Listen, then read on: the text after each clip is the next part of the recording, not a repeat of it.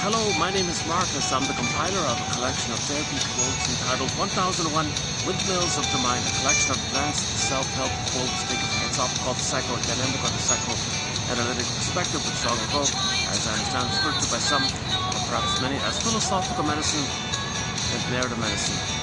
One of the chapters that we have in this collection is entitled Psychological Interpretations or Psychoanalytic Interpretations of Myths and Fairy Tales.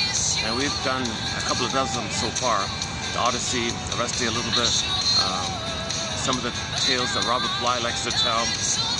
Today I want to do one that Alan Chinen likes to tell in his book called In the Ever After. He calls them elder tales. It's kind of like a female version of the lesson that Scrooge had to go through. So he was, in the male version, we get the story with Scrooge, right?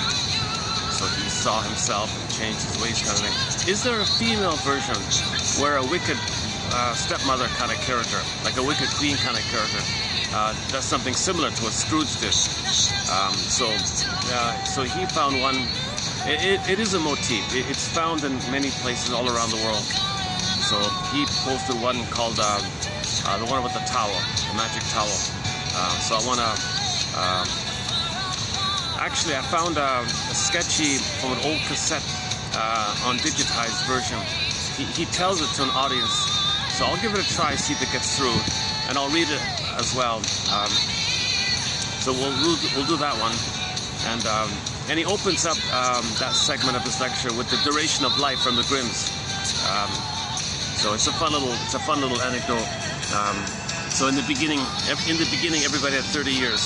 So everybody got 30 years, kind of thing. And then the donkey came up to the boss or whatever, to the Great Spirit, to nature, whoever did this. Hey, nature, whoever's doing all this. I don't want 30 years. I'm a donkey. Beast of burden. I'm kind of tired. Take some years off, will you please? I'm tired. I don't want to carry stuff all the time. And the great force, whatever, said, well, yeah, how about I take 18 years off? How's that? Yeah, okay, better, fine. I'll take away 18. And then next came up, yeah, great spirit. The dog came up.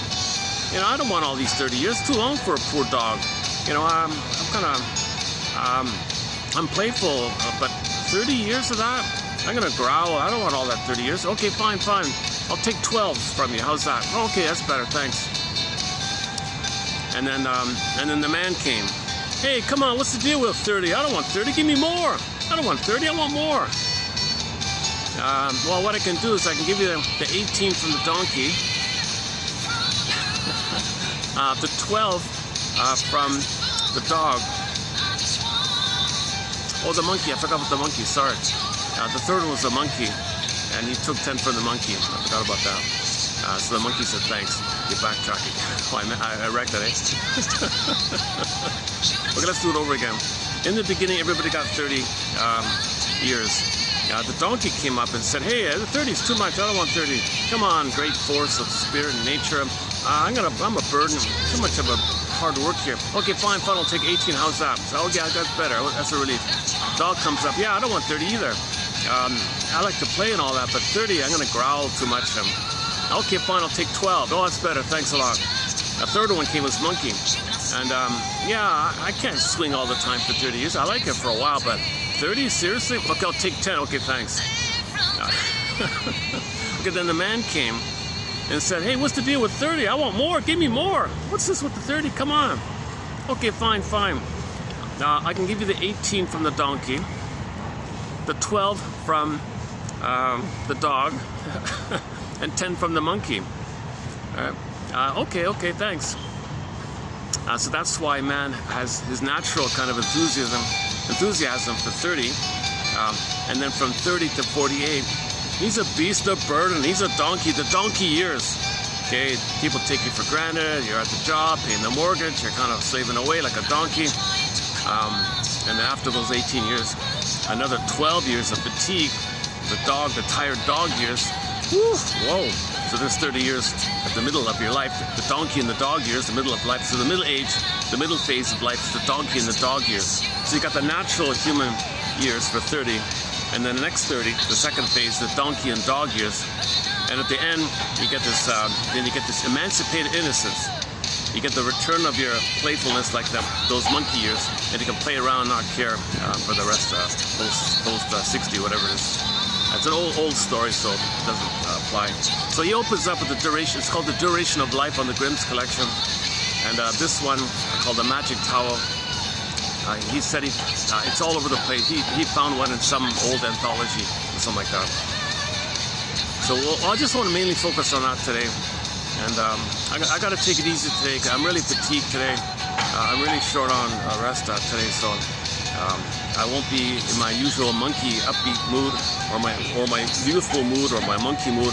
Today I'm in the dog mood. yeah, I'm sort of in the dog mood today. I mean the tired dogger. So that's about it. And then the quotes below 85 are some good quotes on repetition compulsion. A couple by masters, somewhat of a mentors. Good solid quotes below. So whether we get to them or not, they're there below for your reference. So in each video we include roughly 10 quotes with the hope that 1 out of 10 will be of interest, kind of thing. No correct answer here, no perfect answer here. Robert Blythe said to the audience, "Dear audience, 30% of what you can hear in my lecture tonight is wrong. It's up to you to figure out which 30%. My version of it here is, I don't know what the percentage is. I'm just saying a certain percentage of what you're hearing in these videos is wrong, and it's up to each viewer or listener to figure out which percentage, like what's wrong and how much of it is wrong." In other words, everybody's got to be their own detective, their own existential detective, their own self-reflective, introspective investigator like that, doing a midlife audit, midlife examination period, midlife scrutiny period, call the hero's journey, the second journey like that, when you look in like that.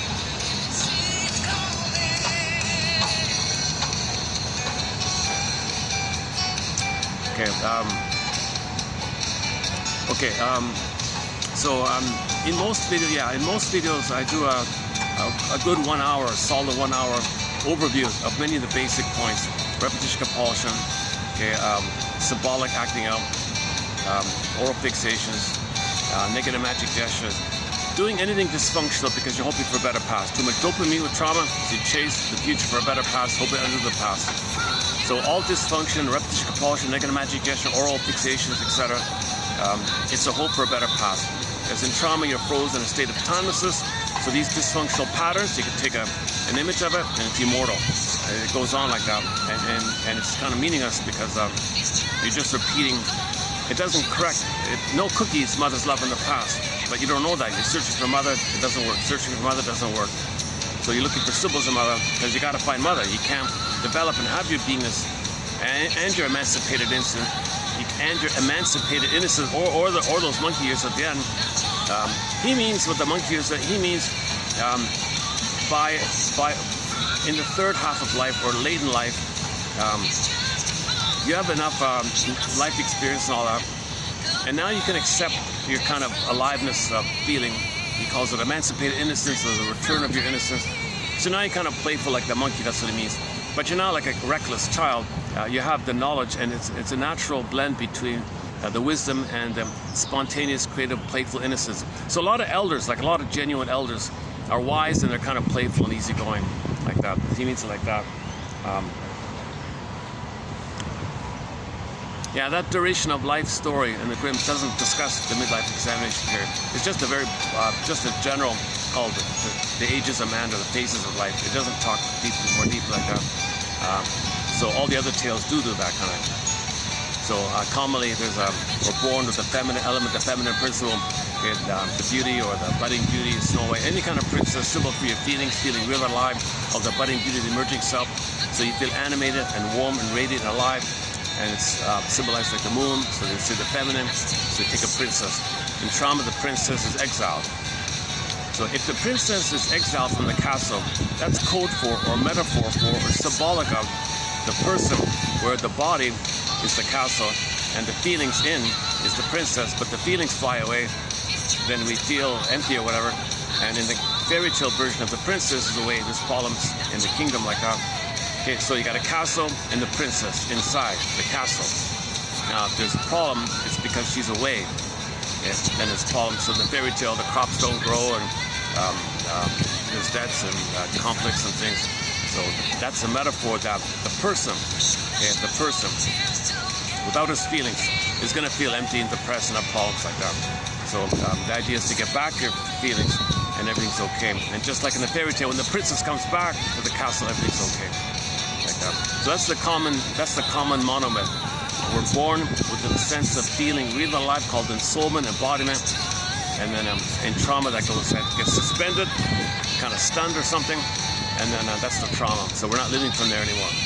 And that because the baby's basic trust of the mother is lost. So he's now in survival fighting with the mother. But what's the mother now? The baby's very confused. Due to the fusion, his anger is his mother, basically. And that anger is symbolized like a monster of the id. Now he's fighting with his own anger, he thinks it's the jungle, and he's dealing with this. So due to the pain of all this, he's got a dopamine hope to repeat, hoping for a better past. Symbolic mother, hoping for actual mother. Or showing up the mother. Doing to others what your mother did to you, hoping that magically mother will apologize, something like that. So all dysfunction is it's a symbolic reenactment, because that part of the brain doesn't know time. It doesn't know time. It's infinite. It goes on forever like that. Unless you're conscious, it goes on forever. But you're hoping for mother's love. I mean, that part of the brain is hoping for mother's love. But there is time, so we only do it symbolically. And the top layer of the cake is called rationalization, where the id says to the ego, cover me. Don't let the person know that we think the cookie's mother, that we think money or that person can do it.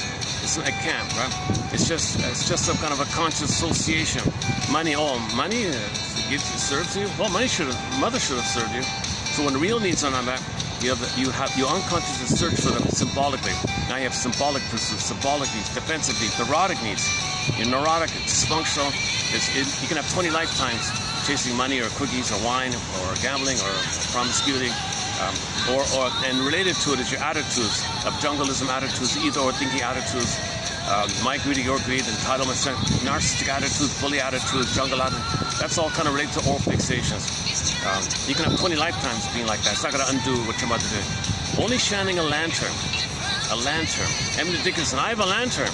You got to look for the traumatic script and see the script.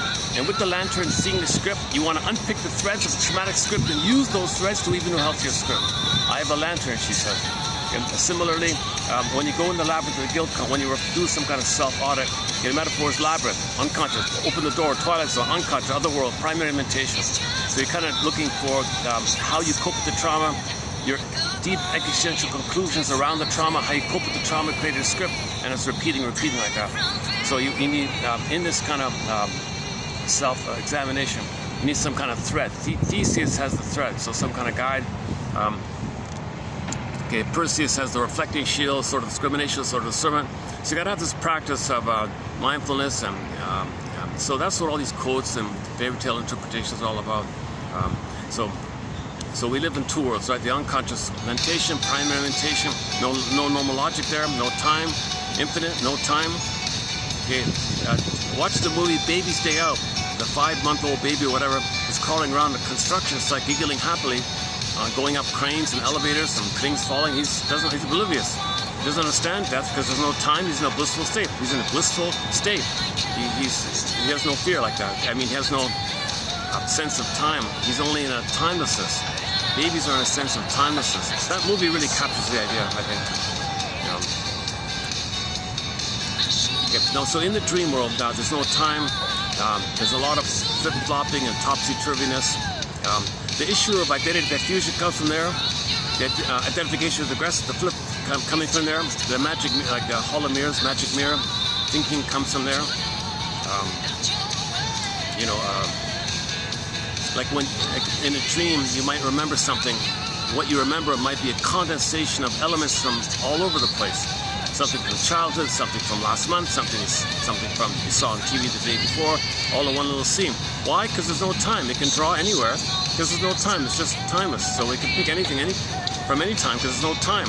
So you wake up, that's confusing. How come I have a scene here from childhood and from something on TV? Something I said two months ago, or well, your unconscious is trying to make you conscious. So it's trying to create something to help you know your pattern, what you're concerned with. If you're sometimes it's compensation by wish fulfillment fantasies. If you're lonely in the day, you might have a love dream or something. If you wake in the day you might have like a power dream or something. So it's doing things to compensate. It's trying to help you to know your pattern, your inner world, your script. What are you repeating? What are you facing? What are you trying to feel? So sometimes you get a nightmare because you're trying to feel something, you wake up, you know. So that's actually a positive. It's considered a positive thing because you're getting close to having the ability to feel. You're feeling close to feeling, assimilate, feeling, admit the trauma, and feel what you never could have felt. So it's trying to get your story. It's trying to help you now know what you could have known, to feel now what you couldn't have felt. It's trying to bring back. It seeks psychosynthesis, integration. It seeks acceptance and wholeness, and healing and wholeness. It's got to be whole like that. Too much trauma, it goes in a bag: shadow self, unconscious self, hidden self, secret self, double self, the one who walks with you, who's not like you, who is you. Someone's living my life and know nothing about him. And all that trauma in there, all your energy's in there. It's a weight, long weight, albatross. It's a puppet master now. We're just a shell, we're a puppet, and the mandate in there is just to repeat, hoping better past. Repeat, hoping better past. So we look at this kind of thing, and so enter the Twilight Zone series. We cover over 20 episodes on the Twilight Zone. I've talked a lot about the Twilight Zone. I won't do it here today. So the key point is that when there's trauma, there's repetition compulsion. Okay? The trauma is in a state of timelessness. So what we're doing, what are outer things that we're doing, is considered timeless. So we would say the outer version of the inner timelessness is immortality. Fantasies or ideas or a sense of immortality comes from this issue of the timelessness of the trauma. So if you defensively focus on immortality ideas, okay, that lines up with the timelessness of the trauma. You're not meant to come from some inner sense of timelessness. When the baby's loved, he has a developmental process of a psychological birth where you can enjoy the present and of the nectar and the sweetness of living in the present. The whole Odyssey, the guy says, Calypso, I don't want to live forever like this. I don't want to be like a little boy and live forever like a little boy. Circe, I don't want this dreamy oneness thing, and where I live forever all the time. You know, and there's all these kind of temptations, like Lotus Land, just space out, no time. So Odysseus kept saying in the second half of life, I want to find home, my inner home. I want to find my embodiment. So that's when Penelope, the princess, comes back. Okay, so he wants to, or another way of saying it, the marriage or the reunion of the male, the female. Okay, that means when that meeting takes place, that means you can do. You're healthy doing from the feeling. Okay, so when you can do from the feeling, okay, that's like in Snow White, that's the kiss moment. Now that means the kiss moment, the prince is the masculine, where you can now do from the feeling. You want to do from the feeling.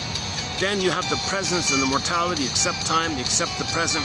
Okay, the famous proverb, how does one live if they know they're going to die? Well, you have that sweetness of grounding inside and feeling inside where you can enjoy the present.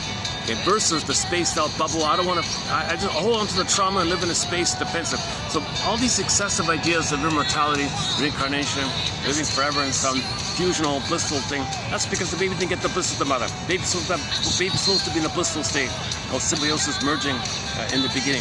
And so when that's failed, you look for it.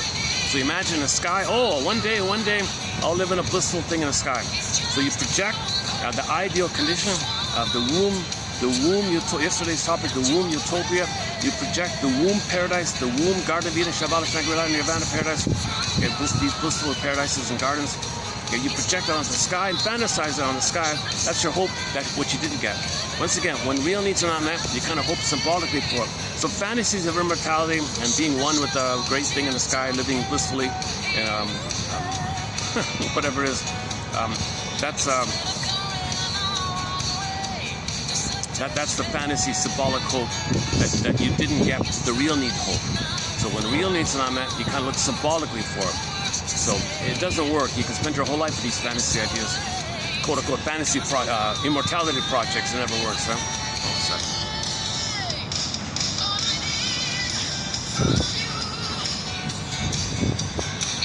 Yeah, this video is also going to be a bit of a break from the current preview string of quotes I just finished. So I just completed six videos, minus the one break one. So the past 6 videos, or 7 videos I should say, was mainly on the topic of immortality, fantasies and ideas of immortality or the sense of immortality. So we got a lot of good quotes on it. Okay, so I'm doing a preview of upcoming quotes, a thread called Ideas of Immortality Above, Unconscious Timelessness Below. And it's going to be a 10-video special run on the topic. A lot of people have discussed this throughout thousands of years, philosophers and shrinks. It's a huge topic. I kind of neglected it. I had some quotes on timelessness from about a year ago, but we're vastly updating it now.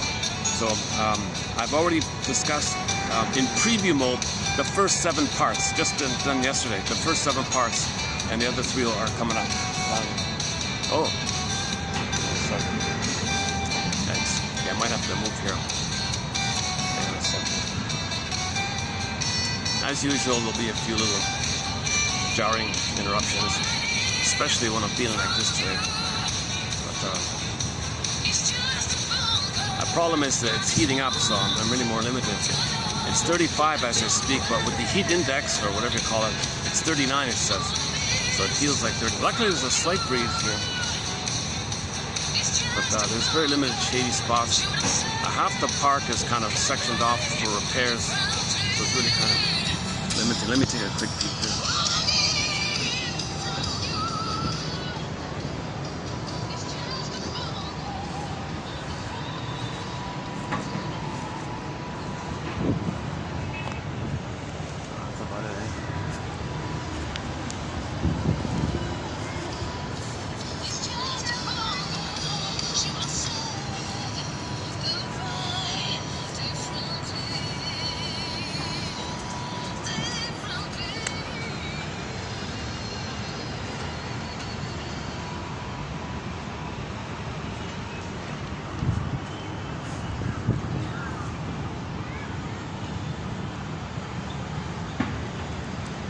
See if I can do it like this.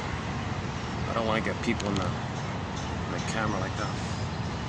Let's try like that.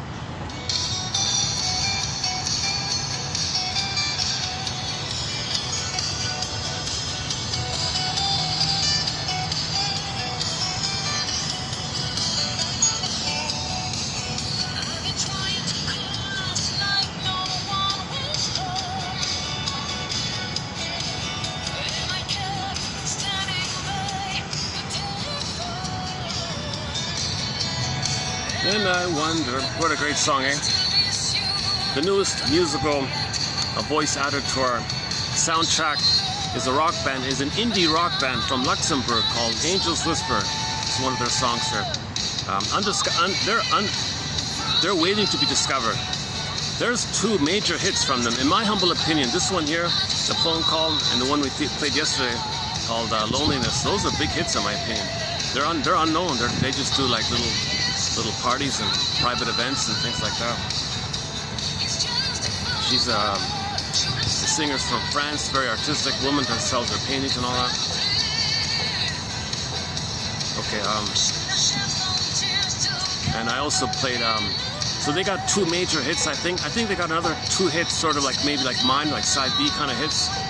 So they got 4 really great songs already. So they could open up for the Scorpions. Put it out. This band could easily, in my humble opinion, open up for a band like the Scorpions or something. You know, the way things are now. Okay, I'll just leave it like that. They're bigger. They deserve major billing and all that.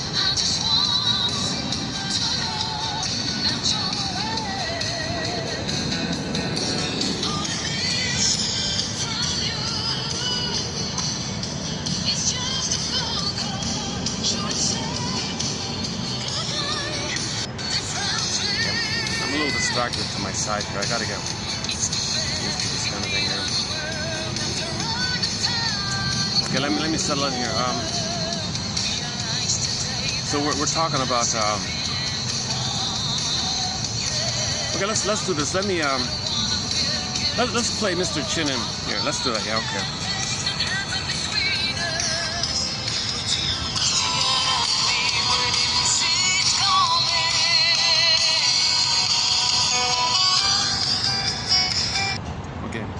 So I'm gonna play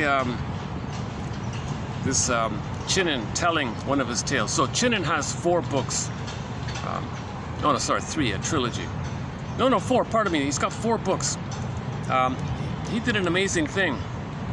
He's a medical doctor, and then he specialized in adult development. It was kind of too big, so then he branched off into fairy tales as metaphors for adult development. Myths and fairy tales are cool for trauma. Adult development is facing your trauma. The task or the role or the aim of midlife is to heal from your trauma. That's part of adult development. So when you're at midlife, you face your trauma. There's a whole rich material about this. So he read 10,000, he said he read 10,000 fairy tales and plucked out 50 that he thought maybe might be most, that most addresses the midlife phase. So his 4 books are In the Ever After. Oh, that's the last one about the elders, right? He's got Elder Tales, one called Elder Tales, and the other 3 like Middle Tales. So he thinks the tales he discusses him Once Upon a Midlife,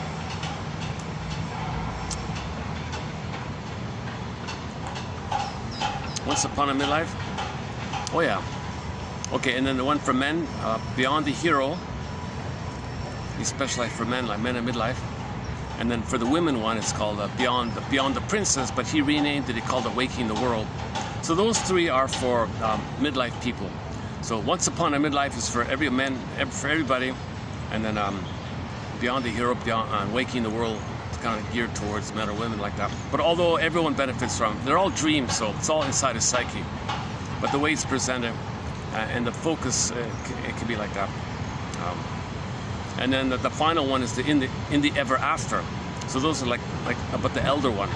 So from that book, the elder one, I want to let him read out from his book called the one about the towel. So this is kind of like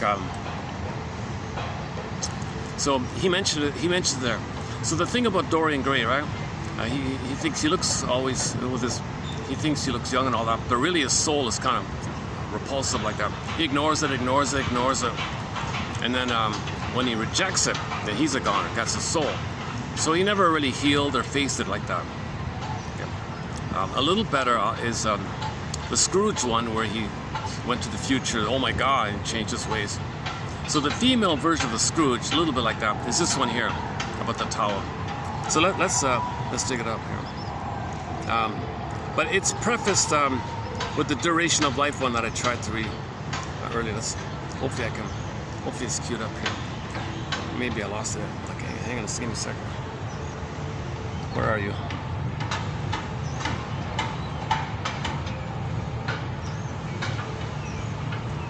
Okay, here we go. Should I just do the... I don't really have much of a scenery here. Do it up like that. Maybe just do it like that? Alright, do it like that. Okay, let's do it like that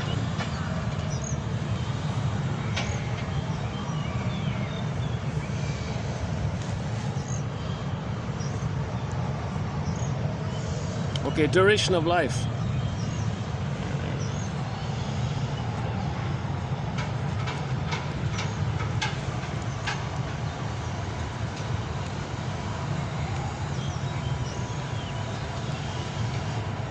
Alright, here we go. That's the symbolism of the donkeys, and it's a grim story called the ages of man, or the duration of life.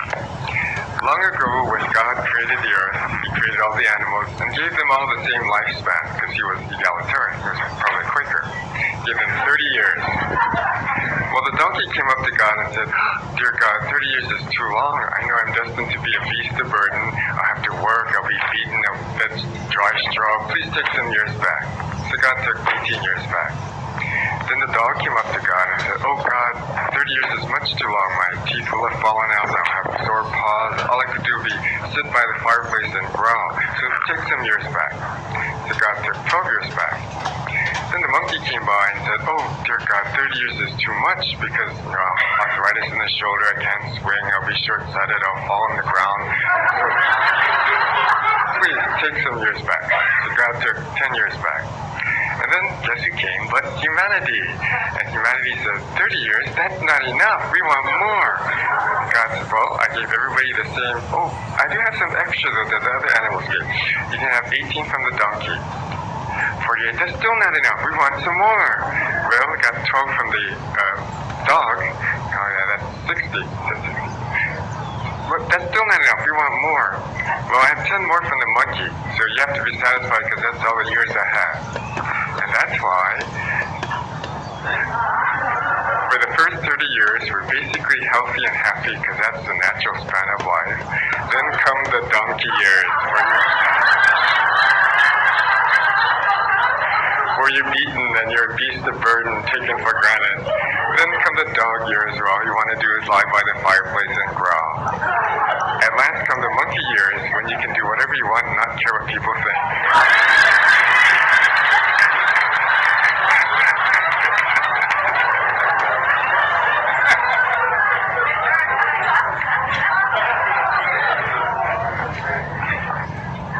Should we go into another story? Yeah, right.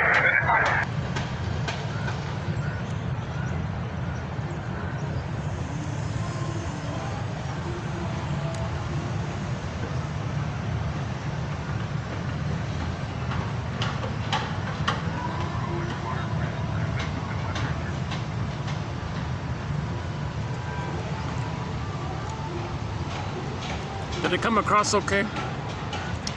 So it's online easily, right? The Grimm's collection, the duration of life. Everybody got 30. The donkey approaches. Come on, man, it's too much. Beast of burden. Okay, takes away 18. Dog comes up. No, donkey comes up. I'm not telling. Oh my God, I'm really tired today. Wow. I'm not telling this in the youthful phase, and I'm not telling this story in the emancipated innocence phase. I'm telling it in some kind of blending of the donkey dog years, especially with today, right? Okay, once again, give me another chance here. Okay, so nature, the personification of the forces of nature gives all life, all mammals 30. The donkey is saying to himself, oh, it's too much. He approaches nature, the spokesperson for the natural forces. Hey, spokesperson, come on, 30's too much. Beast of burden here, lighten it up here. Okay, I'll take 18. Oh, that's a better, thank you. Next one comes up. The dog, yeah, same with me. It's too much, 30. I don't know, I like to play and all that, but too much, I'm gonna growl, and I can't run around all the time like that. Okay, fine, we'll take 12. Oh, that's better, thanks a lot. Okay, the third one was the monkey. Yeah, same with me. I can't handle 30 years. I swing it around like that. I can be playful, but I can't do 30. Okay, we'll take 10. Okay, that's much better. Thanks a lot. Okay, then man comes. The Homo sapien comes. The hominid, Homo sapien. Hey, what's the deal? What's the deal? You're only giving me 30? Come on, man. I want more. Come on, give me more. Come on. Well, okay, what I can do is I can give you the 18 from the donkey, the 12 from the dog, and the 10 from the monkey. Yeah, okay, thanks, man. Okay, so that's why people have their natural kind of enthusiasm for the first 30 years life, and then live kind of like an emotional donkey from 18 years after that. That's 30. That'd be like from 30 to 48, right? And then after that, there's like another 12 of fatigue, like the tired dog or something, and then and finally after 60, you feel. Assuming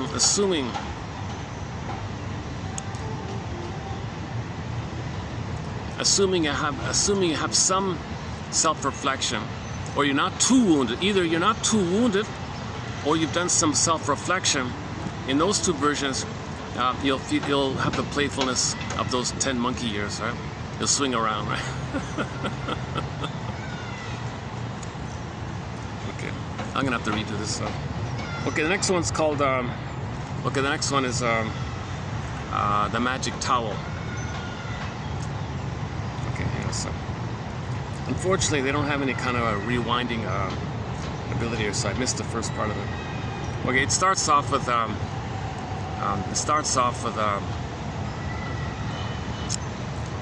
couple and a mother-in-law, right? So the guy has a wife, a pretty wife, but his mother's jealous of her, envious of her, like the Cinderella thing. Okay, or like common motif, right?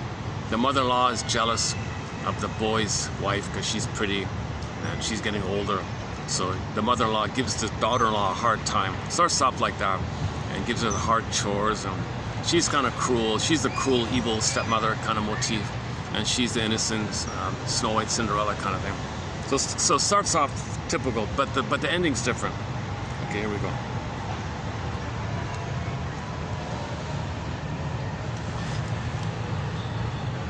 Uh-oh. What happened? Ah, son of a gun. Ah, son of a gun. Did I lose it? This doesn't stay still. Let's try. Oh, I lost it altogether. Oh, son of a gun. Oh, gee, you gotta be kidding. Okay, give me a couple. Oh, it's gonna take a few minutes to figure this out. I don't know. Hang on a sec. Okay, give me a couple of minutes to figure this out here. Was it 8? Okay. Hold on a sec. This morning I was planning to take our journey further, and finally found it high up in the mountain, sitting on a stone, watching admiring the trees, as the good Zen monk should do. Oh, okay, here we go. Okay, 15. What was it again?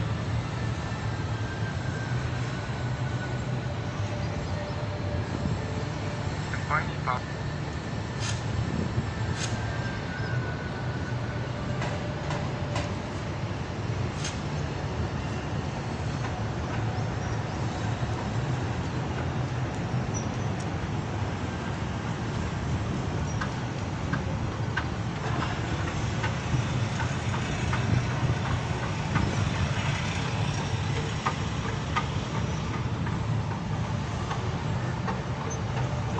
donkey. 48, that's still not enough. We want some more. Well, we got 12 from the dog. Oh yeah, that's 60. But that's still not enough. We want more. Well, I have 10 more from the monkey. So you have to be satisfied because that's all the years I have. And that's why for the first 30 years, we're basically healthy and happy because that's the natural span of life. Then come the donkey years where you're beaten and you're a beast of burden taken for granted. Then come the dog years where all you want to do is lie by the fireplace and growl. At last come the monkey years when you can do whatever you want and not care what people think.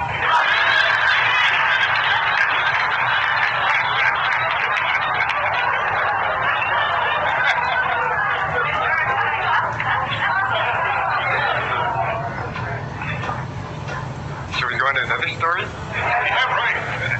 This one is from Japan. It brings up a new task. It's called The Magic Towel. Long ago and far away, there lived a mother and her son.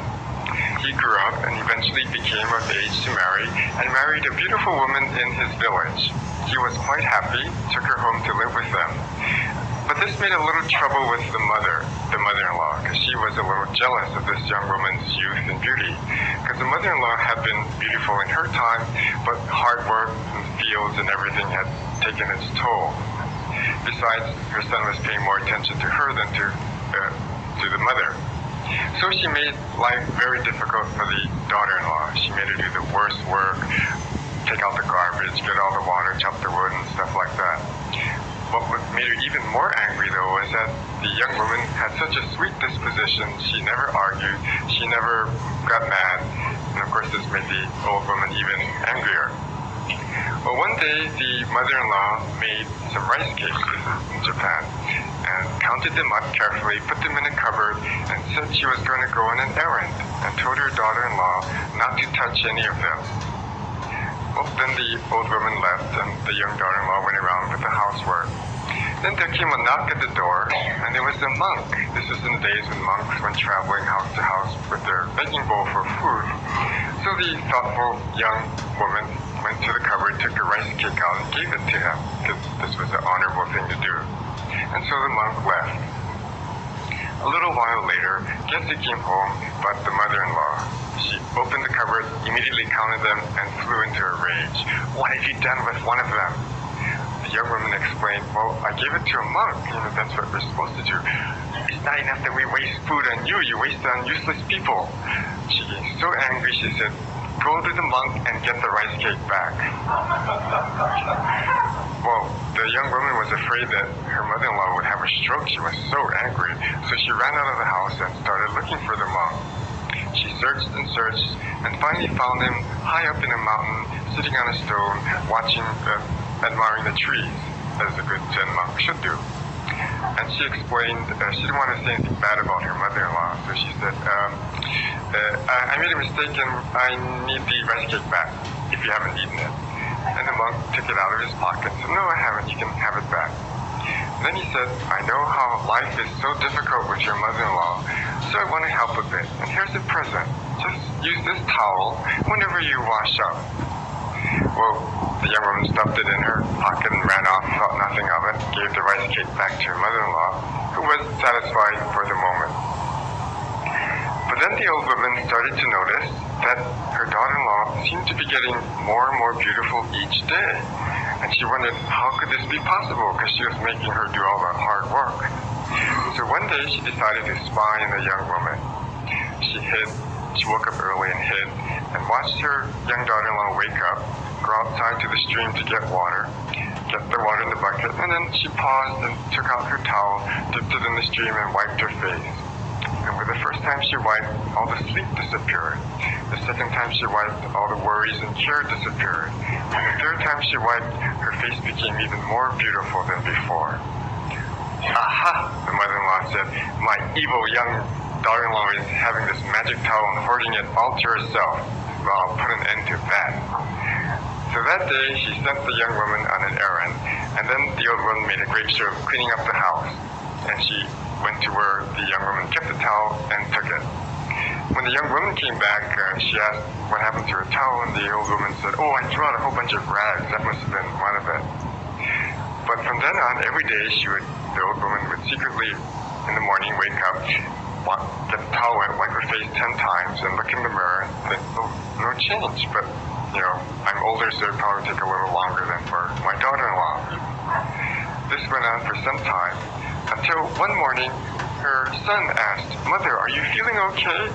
And she said, "Yes, I feel fine." "Why?" "Because you're starting to look a little strange." And then he left with his wife to work in the fields. Well, the mother-in-law rushed to the mirror and saw that indeed she did look strange. In fact, she looked like a horse. She had a big nose, big eyes. She was horrified. She got the magic towel, wiped her face 10 times, looked in the mirror, and it was a monkey's face. She was even more horrified. She wiped her face again, looked in the mirror, and saw it was a goblin's face. She fell to the floor in horror. What has happened to her? A short while later, her daughter-in-law came in the room, saw this goblin on the floor, and started to scream and run. When the mother-in-law said, Oh, daughter-in-law, please don't go. You must help me. Something awful has happened." And she confessed that she had stolen the towel and had been using it. Well, the daughter-in-law figured out only the monk would know how to undo this thing. So she went running around the mountains looking for the monk and found him on another stone, watching the trees. And she came up and explained the situation, and the monk smiled and said, "Oh, just tell your mother-in-law to use the other side of the towel." So the young woman ran back down. She told her mother-in-law that, so she turned it around, wiped her face, looked in the mirror. It was a monkey's face again. Again, wiped her face, the horse's face appeared, wiped her face, and then it was her own weathered but human face. Then she fell at the feet of her daughter-in-law and begged for forgiveness. Said, "As I sat here with the goblin said, I realized how monstrous I've been to you." And so she resolved from that day on to be nice and kind, and so everyone lived happily ever after.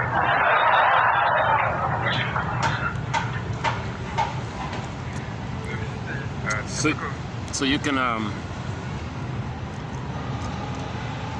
like it's with them, right?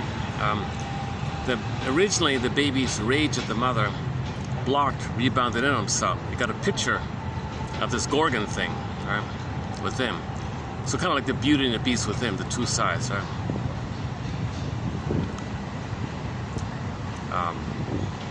So the soul is the pretty one, the younger, the third daughter, right? Or the young one, right? So inside there's the princess, the pretty girl, right? The inside. A symbol of the moon, the feminine, the beingness, the serene, inexhaustible fullness of being. So you feel real alive, you radiate.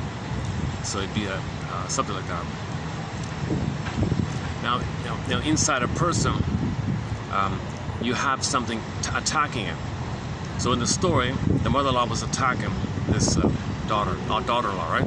That's within. Our anger at our mother is attacking ourselves. We're attacking ourselves. So this is going on within.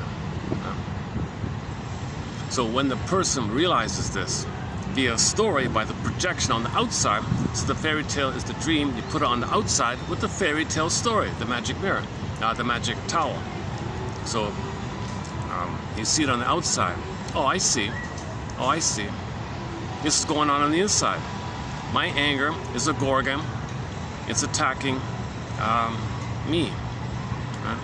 So put it on the outside, create a daughter-in-law, mother-in-law scenario, and the mother-in-law's attacking the daughter-in-law. Okay? And then what you want is that the person realizes the way she realized that we're criticizing ourselves, berating ourselves, giving ourselves a hard time, blaming ourselves, you're no good, suffering like this. So our own anger is attacking ourselves. That's what, it's an inner conflict like this. Okay? It's all a cry for love. It's all sourced as the inner cry for love. So originally the baby cried for love, turned to anger, rebounded in. So the rebounding aggression, symbolization, in this case is the Gorgon character. So you got a Gorgon or a monster, could be a guy with the horns, could be anything, any scary entity. Okay? It's that's a symbolization or personification of the energy of your rage attacking yourself.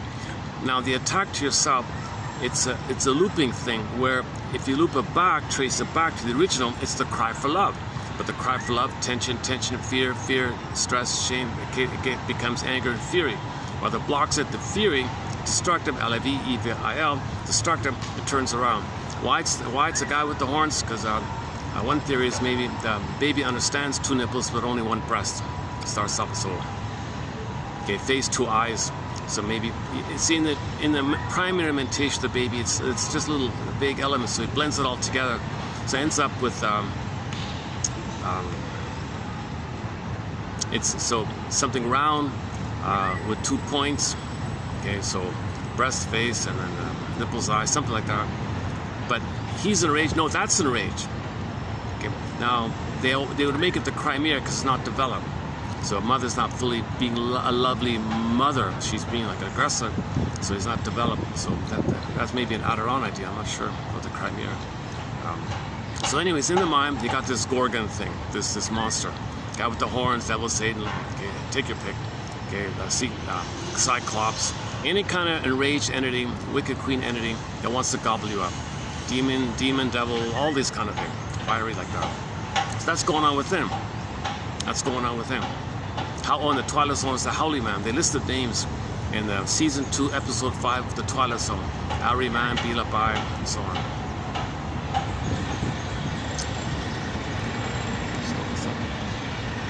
Step aside. It's kind of open. They move on. I guess they're just parked there the whole time.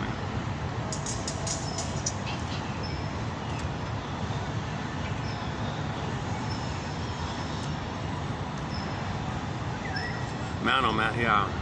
Why did I come out here today?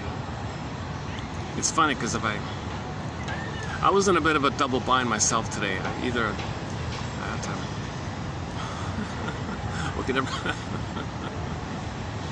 so I feel tempted to.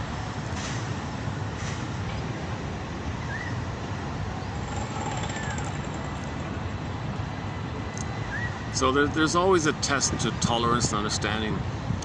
There's always this challenge to understand people.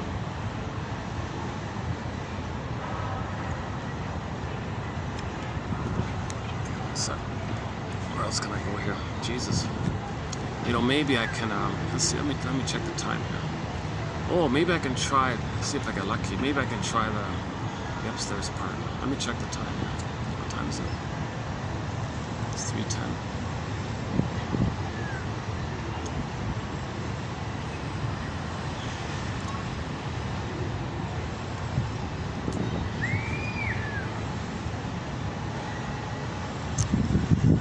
Shade here.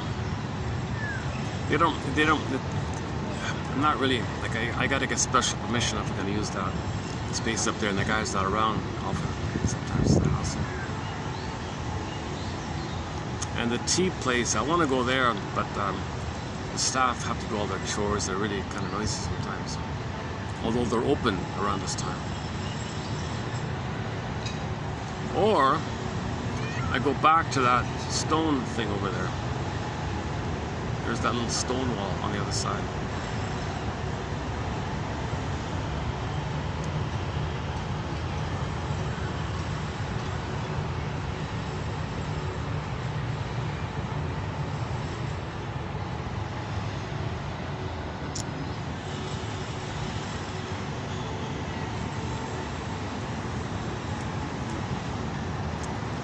Okay. Awkward video today. Yeah, another awkward. I've had a couple of awkward. This is my second. This is definitely the dip in my videos. I've had a lot of good videos. On once in a while, I have a really off day. Today is it. Today is a really off day today. So that's too bad. But the quotes compensate. If you read the quotes in the description box for the channel, that'll compensate. Excellent quotes by Masterson, and that first one, repetition compulsion, is pretty solid. That's worth it like that. Let's see if I can compose myself a little better here. Okay, so fairy tales, you gotta treat a fairy tale like a dream. It's all inside. It all belongs to a person, the mind of a person, the dream of a person. So when a person dreams, everything's going on. It's in his mind, right? But you might have different characters, but they're all personified elements, aspects of themselves. All the characters of the dream belong to the dreamer. So you put it out in the fairy tale and create a story as a reflection of the inner. Fairy tales are like dreams that you write down, some kind of thing. And over thousands of years, the storytellers would compile the common patterns. And sure enough, all around the world, same stuff, same patterns, same motifs. Fairy tale motifs, mythological motifs, are code for psychological trauma. They're true on the inside, not on the outside. They're true on the inside. All the magical things you see in a myth or fairy tale, all the flip-flopping and stuff, okay, that's primary imitation. It's true on the inside. In the inside, okay, this imagines flips around like that. It's not true on the outside. So some people are so traumatized, they take a myth or fairy tale and they go, oh, I gotta believe that, or something to latch onto or something. No, it's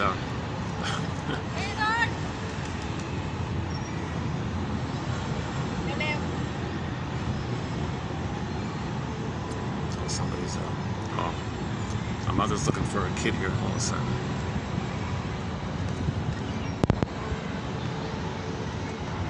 No, not there.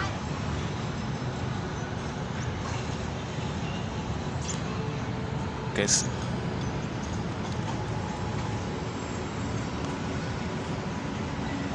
Okay, let's try upstairs. Hold on a second.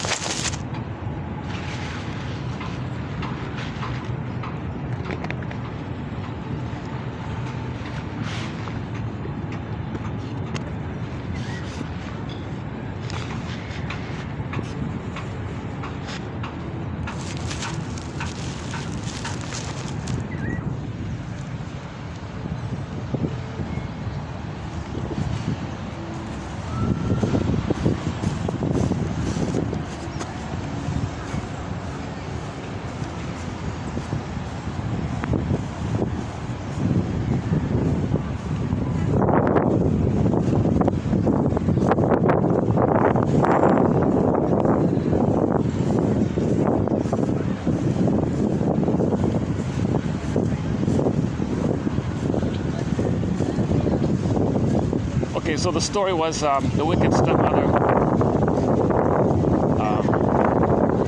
out or something. The daughter's home alone. A monk knocks at the door. Okay, so the daughter's a sweet, innocent, caring person. So naturally, she gives the poor monk one of the rice cakes they have. The mother-in-law comes home, counts them, and freaks out. "What are you doing? How can you be so kind? They're my cakes." So she's a greedy, stingy character. Go look for that monk and get it back. I don't like that. Whoa. And daughter, very embarrassed about it, looks around for the monk and finds him on a hilltop or something, meditating. There's a cat. And says to the monk, "I'm so sorry, monk. My mother-in-law's freaking out here. If you haven't eaten it already, can I have that rice cake back?"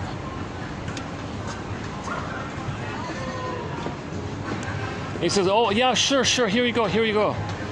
You know, I've witnessed your situation. You're having a hard time with her. Let me give you a little gift here to help you out here. It's a magic towel. And all you got to do is just use this towel, when you wash up." "Oh, okay, a nice little towel. Thank you, sir." "Yeah, my pleasure." One sec.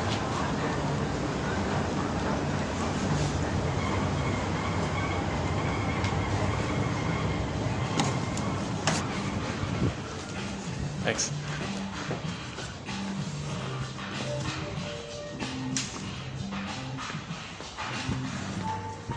So she goes home with the magic towel, and sure enough, every morning she dries her face with the towel, and it reveals her innocence. So her pretense is not really seen, but the inner is seen. So the magic towel shows the condition of your inner life, your feelings, right? So it shows the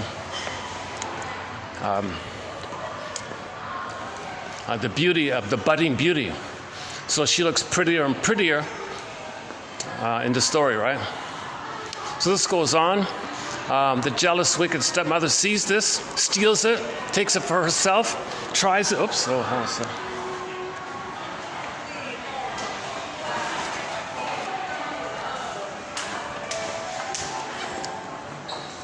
Tries it for herself, but it has the reverse effect. Every time she dries her face with the magic towel, she gets uglier and uglier and then she starts to look like a horse. And then some kind of a monkey? And finally a gorgon. And the mother's shocked. She realizes her behavior towards her daughter. That's her. That represents her behavior. Let's see. Okay. Possible luck here. So there's the turning point. She accepts. So the stepmother accepts, and has developed some humility. Let's say. So she realizes what she's like. She sees herself, like she really sees what she's like, kind of thing. She's acting like a savage, cruel, violent monster or something, attacking this girl like that, her own daughter-in-law. So she changes her ways, apologizes, and then so that means the person with that dream is going to treat their feelings better. They're going to treat themselves better. Going down.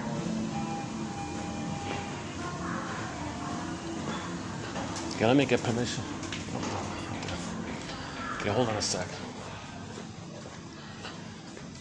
They keep changing the... Oh, while we're here, let's take a peek.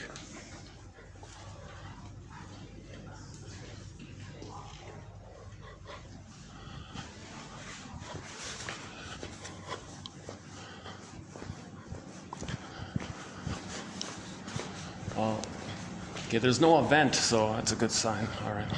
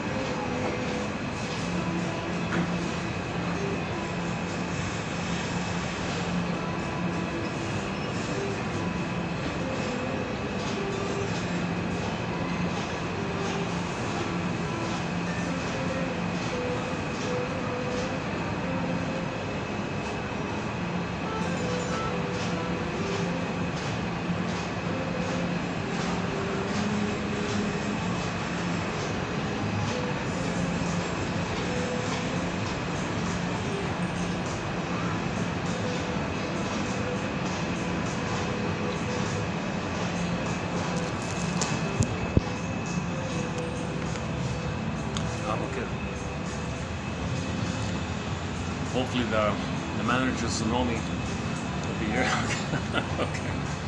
Okay, so how are we doing here? Okay, so I'm not sure how it came across on the audio below. So I'm going to redo this. I'll do the best I can here. Okay, the magic towel. Once upon a time. Okay, entering the twilight zone. Beyond sight and sound. Next stop. Open the door. Another world. Across 17 oceans. Down 37 tunnels. Across the 10th this and the 7th that and the 24th this and this other world. Next stop, this other world. Once upon a time in this other world. An old woman lived with her son and daughter-in-law. The old woman resented. She resented the young woman's beauty and made her life hard for her, ordering her to do all the heavy work in the house. The young woman was sweet and kind and made no complaint, which only infuriated the old woman more. One day the old woman told her daughter-in-law to make rice cakes. I'm not even sure what they are. Rice cakes. Is it just what's a rice cake? You make with rice instead of rice flour? Is that it? You take a rice? No. Maybe it's like a rice. Maybe it's like a rice ball with some meat inside or some something inside of it, some stuffing like that, like a dumpling. Maybe is that it? I'll look it up later. Okay, one day the old woman told her daughter-in-law to make rice cakes.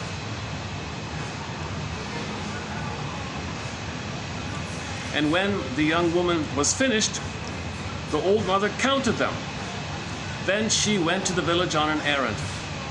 A traveling monk happened to stop by at the house, and the young woman gave him a rice cake out of kindness.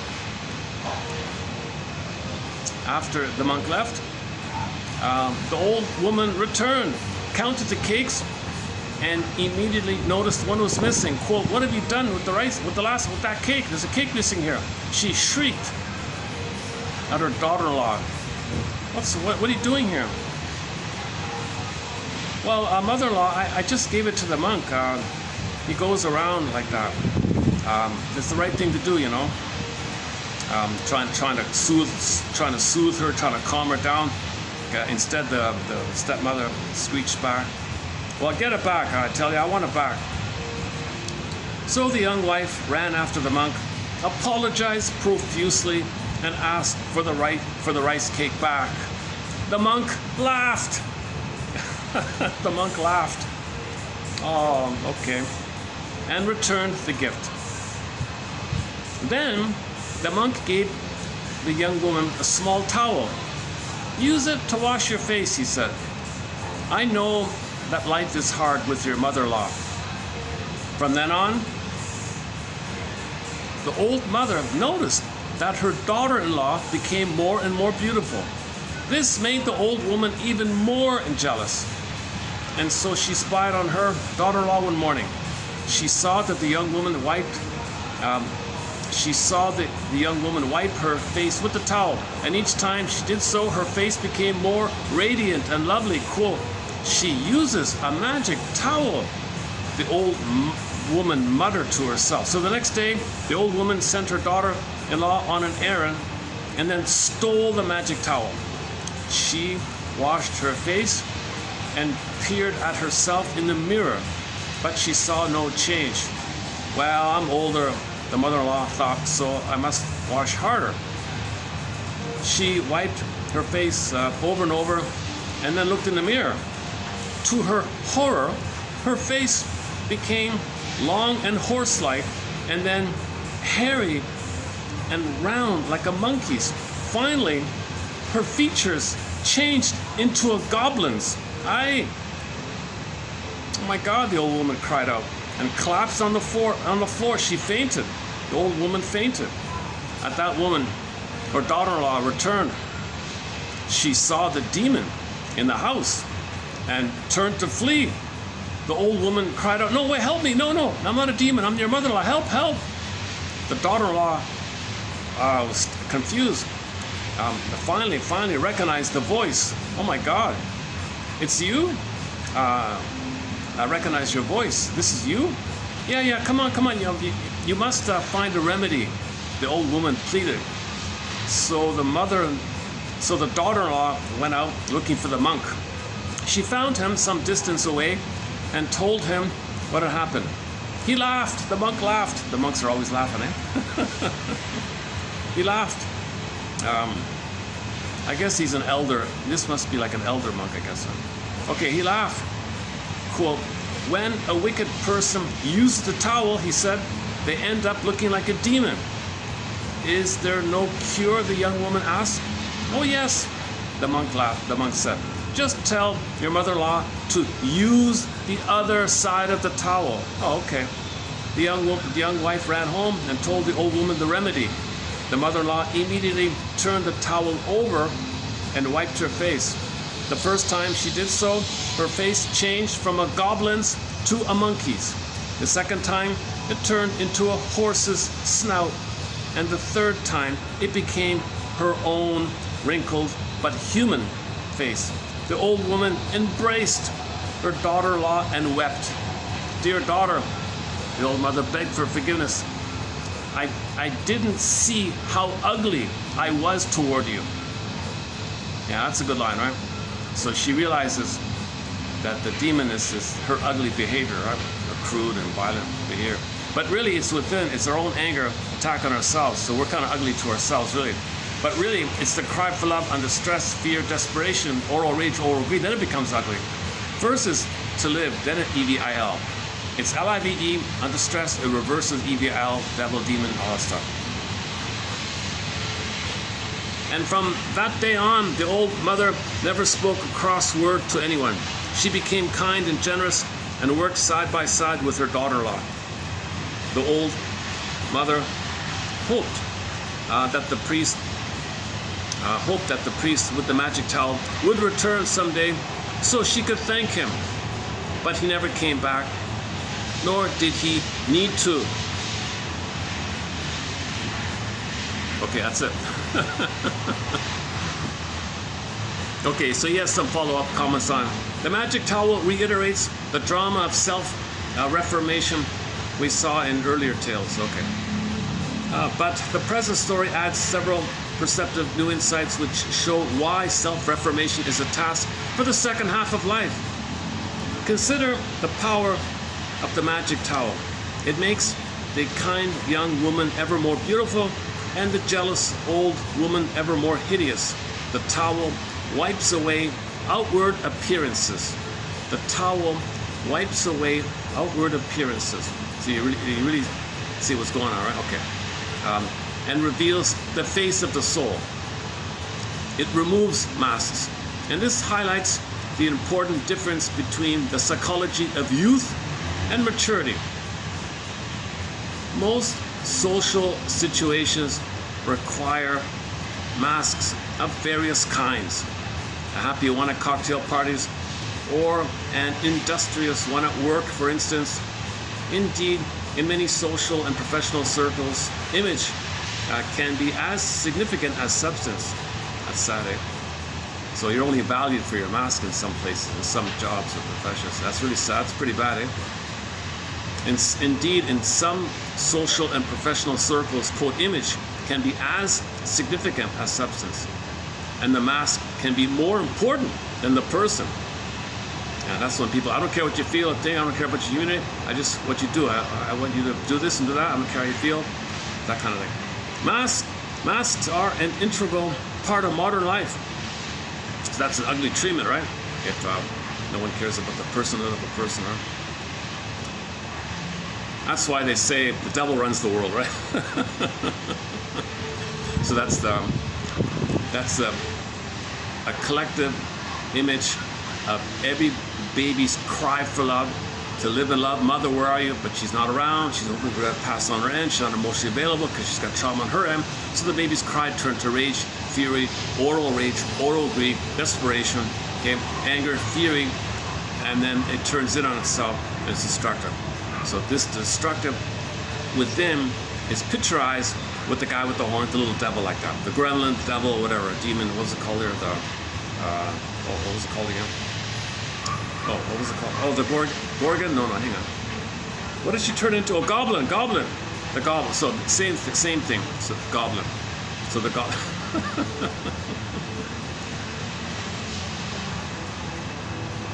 Okay, so in early life, we get that. We may need to wear a mask for certain situations. They are an integral part of modern life, partly because individuals must play so many different roles: parent, spouse, worker, friend, citizen, just to name a few. And and he thinks women might need more masks because they have more duties, more roles to play. Okay, with each role, some certain conventional behaviors. With each role come certain conventional behaviors, and these shape the social masks individuals wear. The mask we wear, we all wear masks, right? The masks we wear at youth time. So in youth, this is part of the early life. Okay, he quotes a famous philosopher here, so let's skip that part here. So yeah, so developing masks, in other words, is a major part of growing up. And other psychologists concur that learning complex social roles and mastering the masks that go with them is a vital challenge for youth. To be sure, most people decry two-faced or phony individuals, but usually only when someone uses masks exclusively or deceptively. Okay, so it's a question of degree, right? So if you know they're just doing it for the job, but they're still ethical or something. But if they use it deceptively or all the time, oh, you're two-faced or you're deceptive, it's a different story, right? If youth must master the art of wearing masks, this fairy tale, okay, the magic towel, suggests that adults must learn to remove them and attend to inner substance rather than outward appearances. So as you get older, there's a less of a focus on appearances and more on inner truth and inner connection, the feminine. To dramatize the point, we can compare the magic towel to the Dorian Gray story. Okay, in this novel, Dorian Gray remains young and handsome over the years through the work of a magic spell. At the same time, a secret portrait of him becomes progressively more hideous, reflecting the corruption of his soul. Ultimately, he perishes. His magic operates in a way opposite to that of the magic towels, with correspondingly opposed results. Interestingly, many painters like Rembrandt, Titian, Hals, and Goya focus on capturing outward appearances in their early work, but shift later in life to an emphasis on the psychological or spiritual substance of their subject, seeking to portray inner nature rather than outer appearance. The magic towel provides other symbolic details about self-confrontation. First, the old mother-in-law changes her ways only when she is confronted with a horrifying supernatural event, becoming a demon. Oh, is that what it takes for a narcissist to change his ways? For some supernatural phenomena where he is morphed into a demon and he's walking around hunched over like a little gremlin demon thing, and then he changes his ways? Is that what it's going to take? Well, that can't happen, but the story should be good enough. That's why we have the story. But wouldn't it be great if that could actually be the case? Wouldn't it be great if everybody who's really narcissistic and cruel like that could temporarily morph into that condition and really feel it and see it? Immense humility. It should finally wake a person up, right? Okay. Yeah, so first the old mother-in-law changes her ways only when she is confronted with a horrifying supernatural event, becoming this this gremlin, this demon. Extraordinary events are often necessary to force self-confrontation and growth, and sometimes only tragedy, like a divorce or failure at a job or that loss of a child might do it. So those are often initiation to this. If there's some setback like that, the person might begin the self-journey. Okay, next one. Notice too that the story begins by contrasting the nasty old woman with her kind daughter-in-law. So, in the beginning of the story, we might say one is bad, the other is good. And the distinction between the two is clear-cut. However, at the end of the story, the stark contrast is blurred. The old woman recognizes herself, her evil. Okay, that means a person recognizes that with them, okay, they're criticizing themselves, hoping for mother's love in the nursery, and it's hurtful. And the image of it is the devil, demon, goblin, gremlin, whatever. So you recognize that, in other words. At the end of the story, however, the stark contrast is blurred. Okay, so in the story, the old woman recognizes her evil and restores to reform and resolves to reform. She accepts both her good sides. Okay, so in these a common theme in these middle tales and elder tales, it's not either or like in the earlier, like in most tales. Either or, good or bad, it's simple, they keep it like that. So most early fairy tales are just about either or. The primary trauma of either or, to heaven or hell, like that. So any story about it's just heaven or hell, click, that's it. Okay, because the baby can't handle confusion and builds them out. Baby's nursing one, heaven. Mother's on the telephone, click, he's hell. The baby can't organize any kind of middle ground. At midlife, you update it. No, in reality, mother is loving and frustrating. Can you tolerate that confusion? Can you tolerate this ambivalence? That mother is trying her best, but she's wounded. She would if she could, but she's in pain. Still trying her best. Okay, once again, Bruce Springsteen, Independence Day, Toronto, introduction. What he says about parents having hopes and dreams, being people, and being startled that they're just ordinary people trying their best. Hopes and dreams didn't pan out. You're startled to realize they're people. The more I learned of my mother's story, the more of a person she became to me. So she's a person in pain. She tried her best, but she couldn't. She was in pain. So you got to have that kind of, you got to accept this kind of tolerance of ambiguity, they say, or it's called both-and thinking. Okay, some kind of third side of the coin kind of thinking, three-dimensional thinking like that. So this story implies that the old woman said, "Oh, I realize it. Oh, let me correct I realize I'm harmful. Let me be nice now," or so. So we don't judge her as all evil because she's changing her ways. Like the Scrooge, she's changing his ways.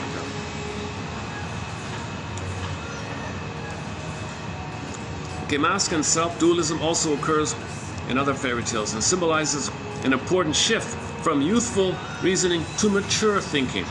Youthful logic typically involves either or categories in which everything is black or white.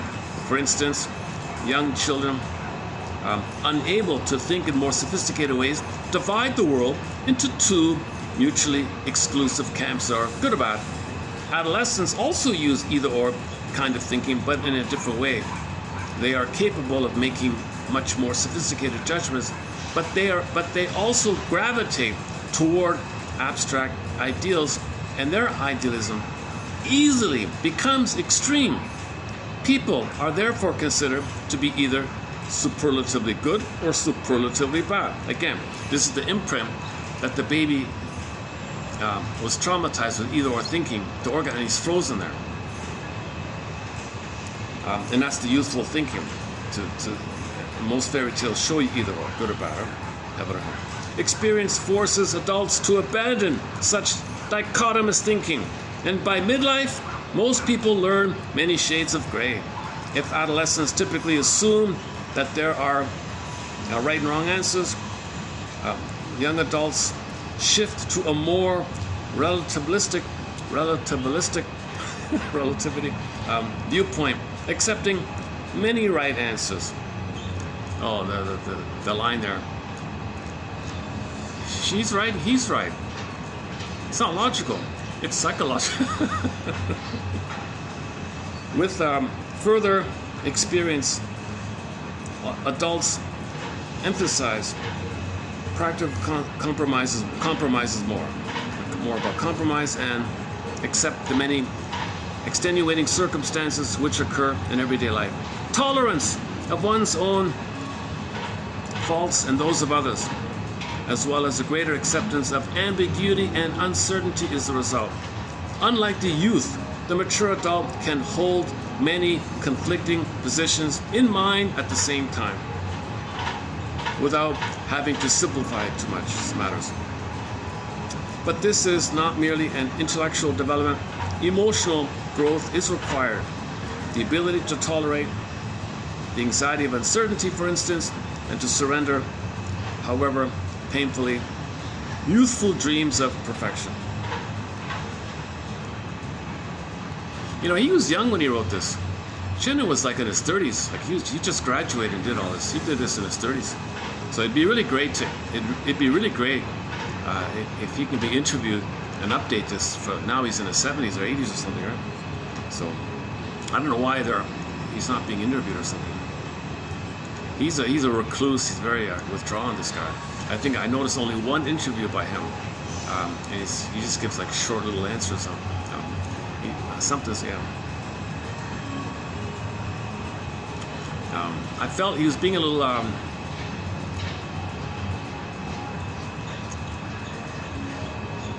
I wasn't sure if he was being a little passive aggressive. I just give a little answer and be quiet, or if he thinks heavily that you gotta have the answer yourself. I'm not gonna give you the answer. You think for yourself, like that. I'm not sure what's going on. But anyways, for somebody at 30, 35, whatever, to write this is pretty good. Okay, and he compares this fairy tale to other fairy tales a little bit, right? Jack Frost and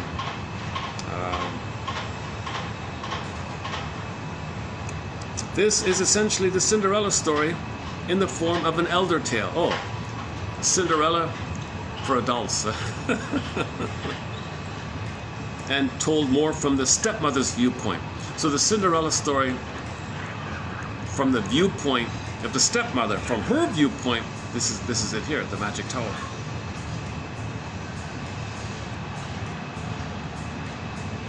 Okay, and here's the Scrooge reference. The Christmas Carol, I should add, offers a perfect example of the self-reformation theme, although it is technically not an elder tale since it was written by an individual. So we don't really call it a fairy tale. If a single person writes it, we don't call it a fairy tales are the sifting of the oral tradition over thousands of years, and then it's written down. Then it's a fairy tale. It survived the test of time, the filtering process, like the water down the mountain, and you get the clean water at the end. You got that sifting, shifting, filtering. But if one guy writes something, it might be pretty good, but we don't really call it a fairy tale. It's something the grandmothers and the shamans and the storytellers and the wise people have been telling again and again and again for thousands of years, ever since we became Hubertromicus and we're trying to heal ourselves. So we've been trying to heal ourselves for the past 6,000 years, whatever it is. Okay, in this tale, the Scrooge is visited by the spirits, past, present, and future. The last is the horrifying apparition that prompts him to reform. So a similar thing, right? Yeah, okay. I prefer the magic towel. From around the world, elder tales bring the same message. Confronting one's own evil is a major task of maturity. And far from being too rigid to change, the older adults in elder tales are the ones who confront themselves. Self-reformation is a task and virtue of the second half of life. Okay, all these tales are about the second half of life, right? The next story is listed here is the alchemist one. Old alchemist. Oh, that was a simple one, yeah. This magic towel might seem like a silly kid story. It might sound kind of simple, really, right? But I've never heard a story about a wicked queen changing her ways. right? Like the Scrooges for the men one, right? But what about the female one? I was thinking about that myself. So I thought, oh yeah, oh my God. So that's the outer, as a reflection of each person has this dream or fairy tale within. So this fairy tale described is within. So when we realize this is going on within, that means we realize that our need for love with the mother wasn't met. Our cry turned to anger, and we were gaslit.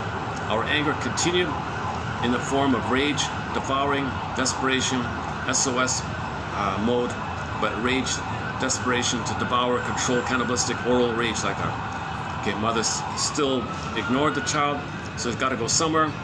But remember, cry and anger is the hope for mother's love. To maintain the hope for mother's love, to maintain that hope, you can't live without a mother. He's got to have the hope for mother. It turned to anger, it rebounded in. Now inside in the psyche, in the dream, okay, you got the beautiful girl and this wicked demon. What's her called? A door. What you call it again? Not a gorgon. The devil. Geez, what's it called again? Hang on. What's she called again here? She turned into a. Hold on a sec.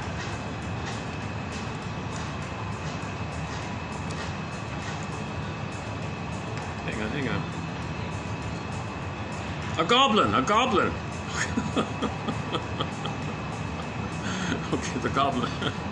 Just a variation, same thing. Goblin, demon, this or that, cyclops, devil, the same thing. It's a goblin, like mini devil, whatever, it doesn't matter.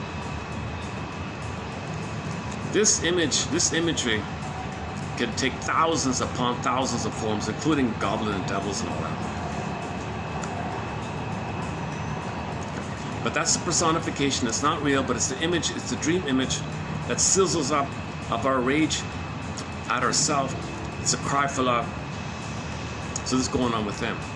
So when we realize our needs weren't met, mother was impaired, she had emotional dyslexia, emotional warping, and that's why we have this dream with them. That we're criticizing ourselves, but that's a cry for love to mother, but it went to ourselves, it's got to go somewhere. So we're hating ourselves in the form of we're hating our mother, but hating our mother is the cry for love for mother. But mother rejects it all. She rejects everything. She says, leave me alone. In fact, the mother might turn to the baby, you mother me. I can't. So of course the baby will have this going on inside. A baby will be enraged if the mother turns to the baby to mother her. I can't mother you. But the mother says, I made you to find me. What? I'm your baby who needs your love. No, you're my mother who's loved me. Because I never got mother. I made you so you'd mother me. I'm going to fix it. I'm going to brainwash you. I'm going to condition you and train you that you'll only be, I'll only treat you nicely if you're there for me, see me, say I'm important, make it all about me, attend to me, do what I say, not let me feel alone, be one with me, respond, make me feel number one, make me feel center stage, then I'll reward you. You show initiative, I withdraw or punish you for that. So mothers can easily exploit this. The baby's reaction will be rage rebounding him. Rage rebounding him. Now he's got this inside. So the soul, the pretty one, and the goblin is with them. So the young, beautiful young daughter image and the goblin are with them. Oh, how are we doing here? Look at that, AC. Look at that, eh? When I'm a little feeling not in top form, I'll talk for a while, and it feels like I'm struggling for 3 hours, but it's only 1.5. Amazing with time. This thing with time, I'm really noticing it.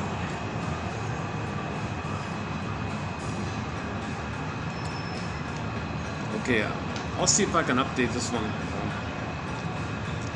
Oh, can I show you the image of the book? Hold on a second. So I read from this book here. Yeah, there it is there.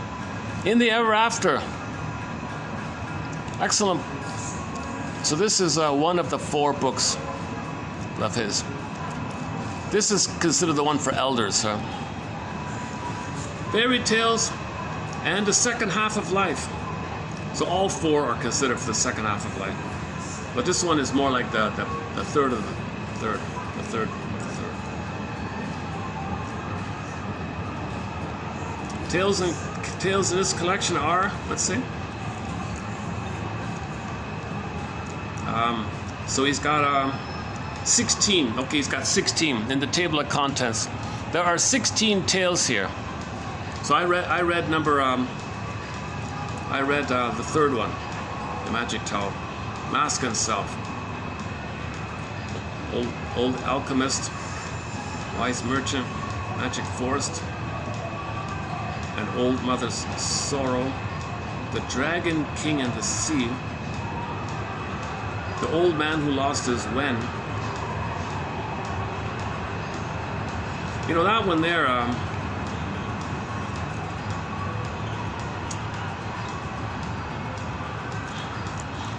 if you're honest with yourself and you do self-reflection, the when, so some kind of spot on the face or something, it's a benign cancer. It just sits there. It's an unsightly thing. So that was the idea of the shadow, something unsightly about ourselves, but we see it, it's there.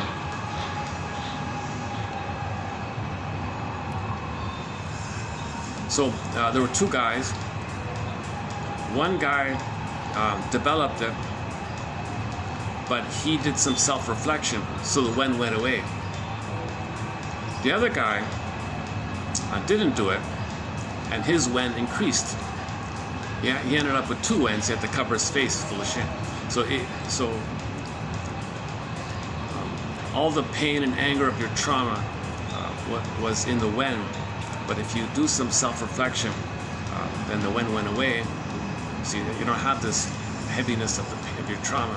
Another guy ignored it, mocked it. Oh, silly stuff. Get over. What's your problem? Get over it. Get over it. Okay, it increased, and he had to cover his face more. So it was an image. That story is the image that there is such a thing as stored memory of pain and trauma, and if you don't address it, the pain of it in the fairy tale was shown as the guy having the spot on his face or something called the wen. But he faced it. It went away. His neighbor did it, and it doubled. It just got worse. And the guy who was cynical about self-reflection, introspection, oh, that's kid stuff. That's don't be a wimp. So he was like one of those typical get over, be a man, all that stuff. It got worse for him. The other guy said, well, no, I think there is such a thing as maybe mother having a hard time to meet the baby's needs, and maybe I had a reaction to it. I want to face this kind of. Don't face that kind of. How dare you blame mother's goddess? Don't say. So he's in way more pain. So the neighbor guy obviously had way more pain to not even entertain the idea of self-reflection, self-scrutiny, midlife audit. Not even entertaining, he's just in too much pain. And the way to deal with the pain is to mock it in others, to make himself feel better about putting someone else down like that. Let me just take a little break here. Let's see.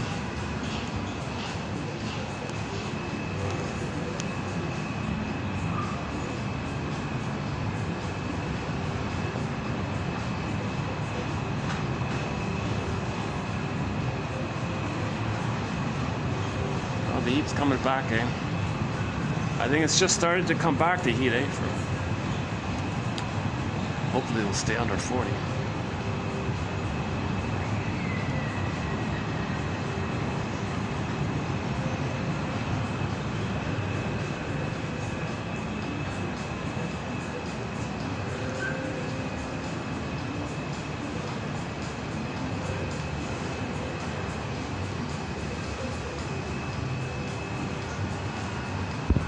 I wonder if the phone can read that out, the fairy tale. Oh, I'm getting redundant here. So it's pretty straightforward, right? I mean, it's an easy tale. The first time I heard that tale, I kind of just skipped it all. It was really too. It was just a silly, like a kindergarten. First time I read that, I thought, what's so special about this? Years later, I'm going, oh, okay. It's the female version of the Scrooge. Okay, 85. The ones below here. 3185. Repetition compulsion.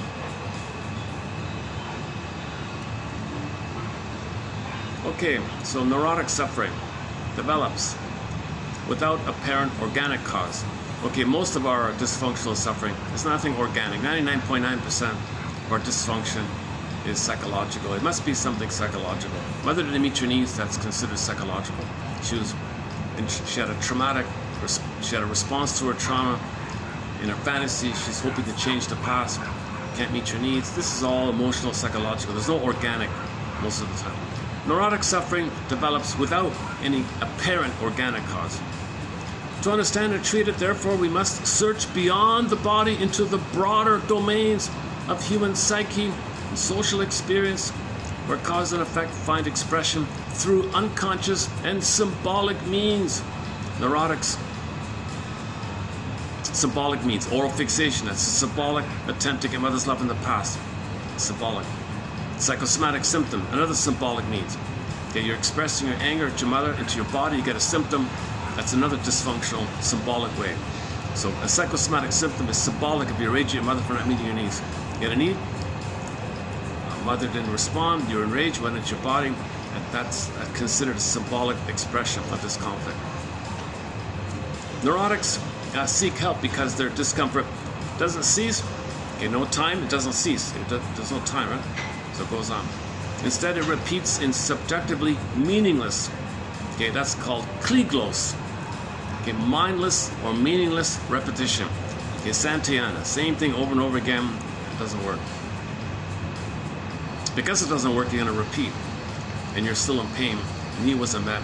You're hoping to get mother's love in the past.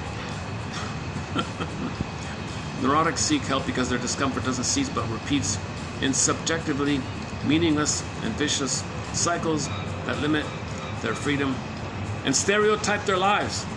Their life is a stereotype, right? If he's a fill in the blank, he's kind of like a stereotype, right? Like,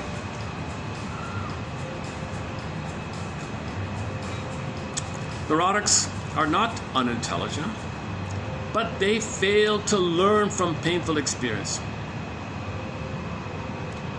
which they repeat as if compelled. Repetition compulsion. A neurotic symptom, whether somatic, psychic, or social in its domain of expression. So social in its domain of expression. That could be sarcasm, either or thinking, jungle mentality, your attitudes towards others, thinking badly about others. Always appears to express the compulsion to repeat. Okay, so what are we repeating? In what form? And compelled by what force? A general theory of symptom formation. Well, our needs back then were thwarted before we could even be aware of it. This finds expression in symbolic form to us consciously. So we have a conscious recognition of our pain that is symbolic. But originally, it was a need interrupted before we were aware of it. Baby's not aware of what's happening, and that comes to us in the symbolic symptom, attitudes, narcissism, BPD, bully pattern, Iago pattern, cynical pattern, okay, and so on. But the symbolic, quote, solution cannot resolve the actual conflict, no. So that the symptom repeats with futile and frustrating results. So you can have 20 lifetimes eating cookies. It never translates to you receiving mother's sweetness, comfort, soothing. The symptom, in short, is a symbol that does not satisfy, but instead inhibits the resolution of conflict between the self and its surround. To an observer, the symptom arises at the border between action and symbol. So the observer can see it, right? Calling for help from either side as if pleading. Quote, how do I translate these? How do I translate this into words? Because the symbolic solution brings no fruition, the neurotic activity is repeated. A tiresome, irrational expression of covert and conflicted, emotionally laden, i.e. unmore losses, unmet needs, and this interferes with our life. Humans must simultaneously possess themselves and belong meaningfully to their world. Repetitions in everyday life result from repeated efforts to resolve such discord in ways that are not optimal. Thus, from the literal to the symbolic to the underlying biological,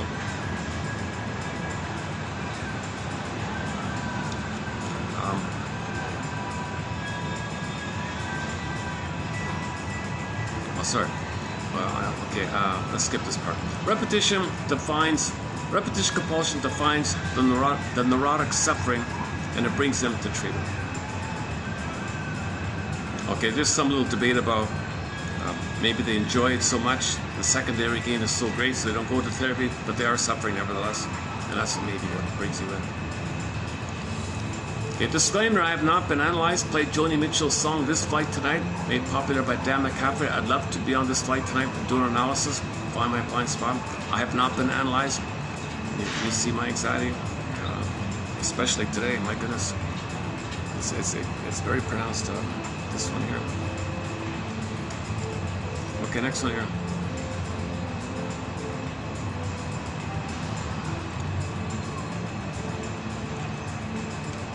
The compulsion to repeat an action, the defense against the wish to feel and remember comes up.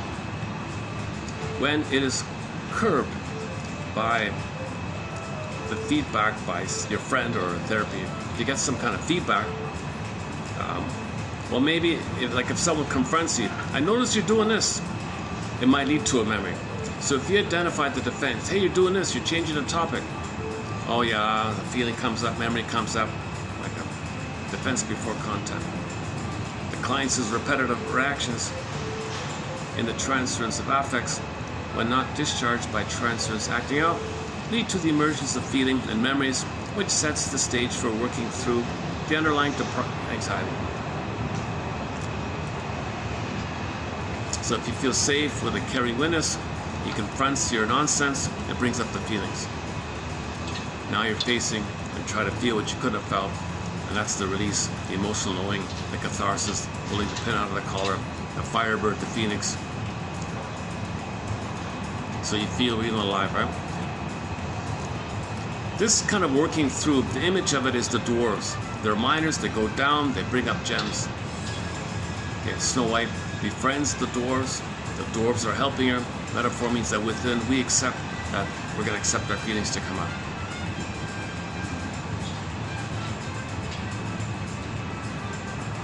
And don't pressure yourself, then it goes down a way.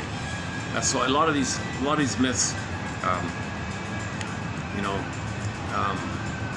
the wounded side says, don't look at me too much, so but they sneak, they have a lantern at night, a drop of oil, they wake up and they run away. So the metaphor means the return of your feelings. It's a gentle, slow thing. Don't put pressure on her or something like that.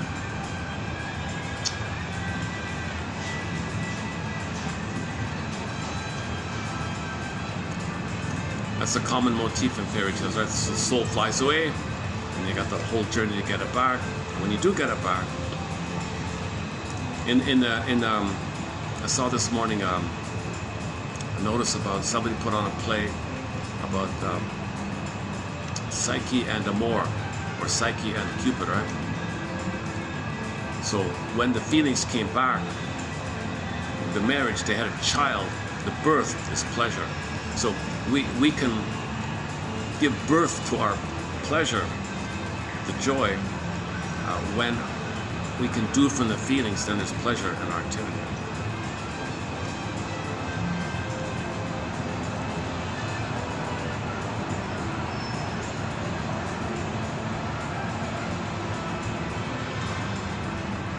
Okay, Masterson says, you really usually can't do this with couples. You got to do it individually. The quicker you can get them to individual therapy, the better. What we do with couples is point out the partners' projections. With the narcissistic one, we interpret, and with the BPD one, we confront. At a certain point in this process, what tends to happen is the clients begin to realize that all the emotion they were projecting on the spouse doesn't really belong there. It's in their head, and it belongs with their past. Triggered up, right? When they get to that stage, we are able to shift to individual therapy. If both members of a couple are BPDs, a little higher on. Okay, then consider yourself lucky, he says to his student shrinks, because you confront both of them, and it's synergistic, and it works. However, if they're both narcissistic, or one is narcissistic, forget it.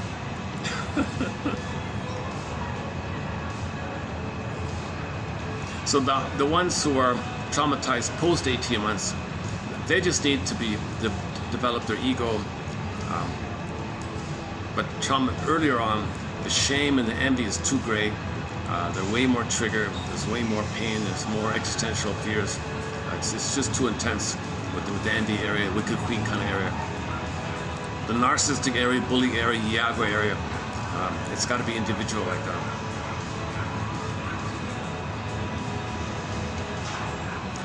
But if the husband and wife are both kind of pleasers, caretakers, not clinging bind narcissists, not narcissists where they give in a narcissistic way, not those kind of things. If they're more kind of in the middle of just trying to figure out what they like,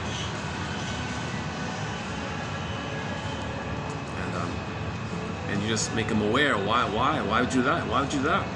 I don't get it. Yeah, that's true. Yeah, why? Just help them to think a little bit. They're okay like that. That's what he said. You know.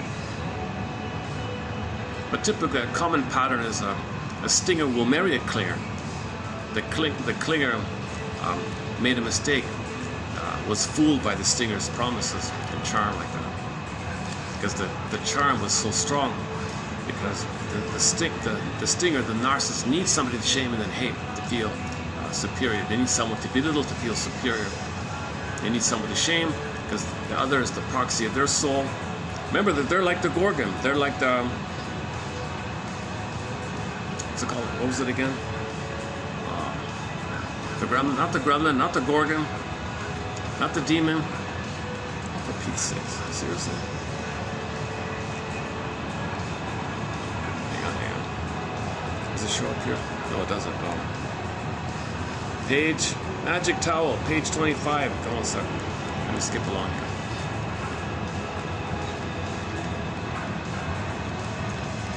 It's the mini devil. What's the mini devil? One second.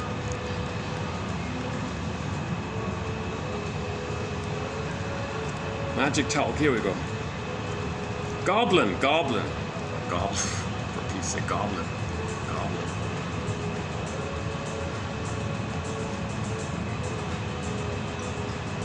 So the narcissist, he doesn't see it, nobody sees it, but really he's acting like an ugly goblin, but he's got a mask of charm, but underneath is the goblin. The clinger it's still in the human area, but maybe wounded or something. Wounded child, beautiful but wounded in pain or something. And the wounded human is going to go to a goblin, so they're confused. They don't know because the goblin is such a beautiful mask. Narcissists have very smooth, hypnotic kind of masks, charming like that.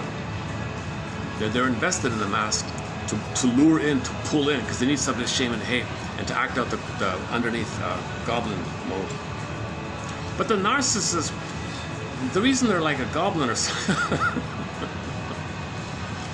it's a symptom of trauma. They didn't bond with the mother. There wasn't a symbiosis.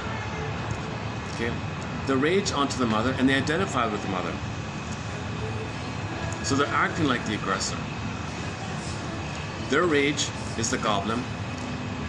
They put that rage, the goblin image, on the mother and become the mother as the goblin. So they're acting like a mother goblin. So they're more identified with the goblin, the aggressor.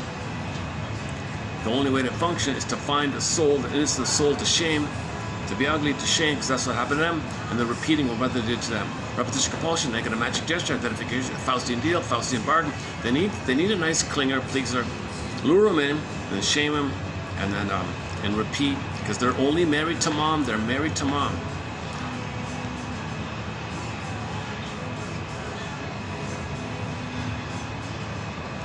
In one of the fairy tales, how did it go again?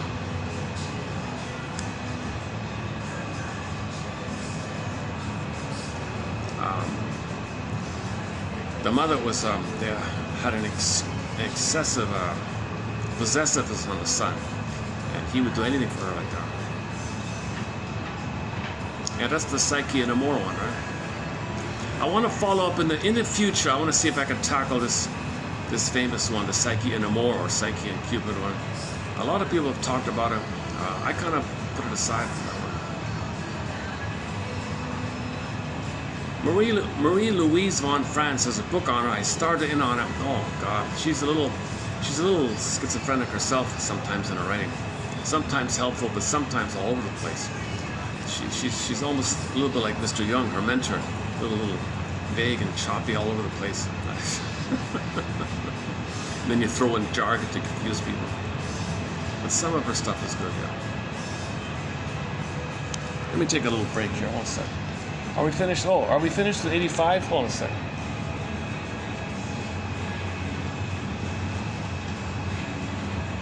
Yeah, okay.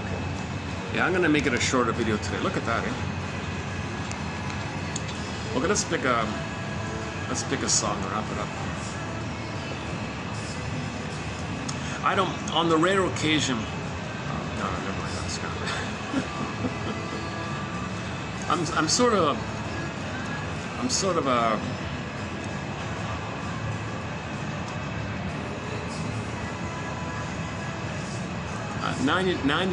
95% of the time I can present and focus on the material. Sometimes I'm doing a video and something is going on behind me at this, nagging at me. Today's one of those days. Today's one of those days.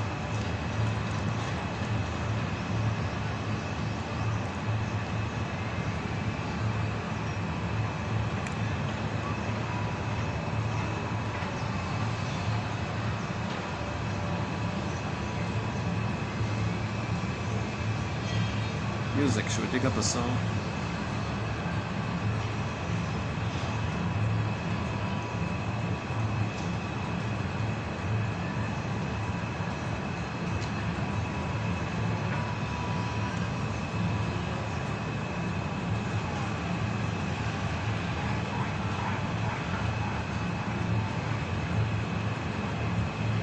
Magic towel.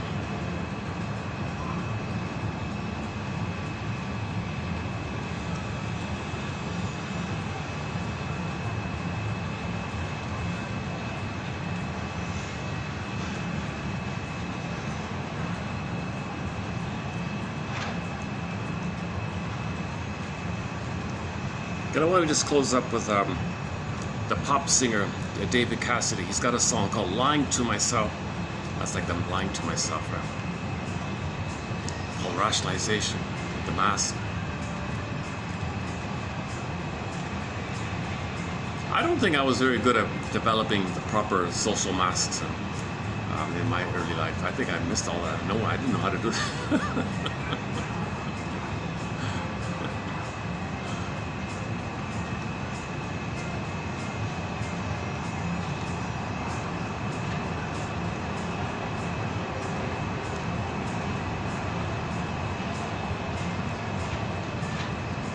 Oh, hang on. 87. Oh, we got a new song. Let's try. Hang on. I've got a new song by Nanook. A singer named Nanook. Hang on. Should we try that one? He's got a song called Nunarput Kusanak. Okay, that one? Yeah, I just discovered this one. There's a fun website called radio.com, but the word radio is spelled with 5 O's. You get a world map, and then you click around and choose a decade, you'll get just a little sample. It's not a full thing. You get a sample of songs from different places around the world in different decades. So I found some good songs on it. From Nigeria, one from Niger, one from Nigeria. This one's from the Arctic, way up in the north.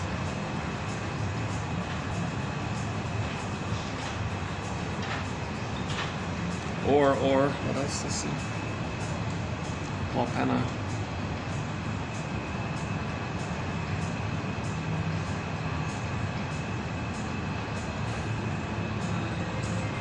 I'd love to play Ziana Zane, but this stuff's copyrighted.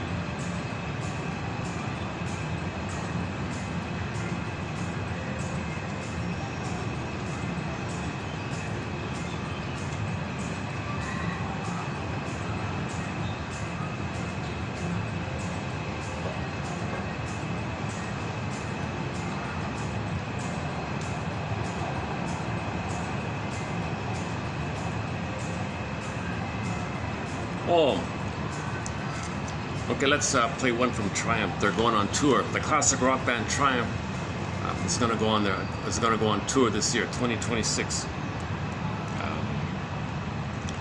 So here's one of their songs off the third album, the Just a Game album, called Young Enough to Cry. I've never seen, there are no clips of them singing this live. I've never seen a live, like a recording or on concert. There's no live of this. There's only the one studio. But it's a pretty good song, yeah. I'm Young Enough to Cry. Okay, let's play that. When it ends, I'll hit the stop button. It's too bad about today because I got the space here today. Son of a gun. It's rare to have this available.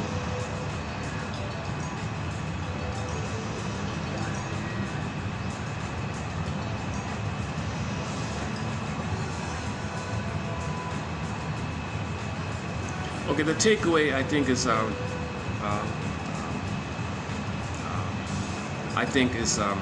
the fairy tale is like a dream. You take all that story, but it's within a person. It's inside, in the mind, right? It's in the mind. So to know what's going on inside, to admit what's going on inside, you create a story on the outside, right? So you gotta have some kind of narrative to carry it along, but it's the imagery of the inside. So when the person with the dream inside, with the fairy tale inside, so you take the fairy tale and look and put it inside, and then be conscious of the inside. Oh, I see. Oh, the goblin is attacking me. Oh my God, I got a goblin inside of me. Yikes! Where'd that come from? Why do I have a psychic goblin going in on me? What the hell? Where'd that come from? Well, it's your rage. The goblin is your own rage. It's a cry for love. It turned to rage. It got to go somewhere to your mother. No, mother's not around. It goes to yourself. Oh my God. So when we recognize that kind of thing, that's reflected in the story when the wicked mother says, oh, I've been morphed into a goblin. Oh my God, that's code for we realize we're criticizing ourselves unfairly. It's not the baby's job. Isn't it bittersweet? We're hating ourselves, but we're crying for love. So it means it like that, right? So the baby has a right to have a mother, but she's impaired. So it's not the baby's fault the mother was impaired. Luck of the draw, whatever. I don't know how to describe that. And he did the best he could, right? Like the self-help people say all the time. We did the best we could under those conditions. Let's have some compassion for ourselves.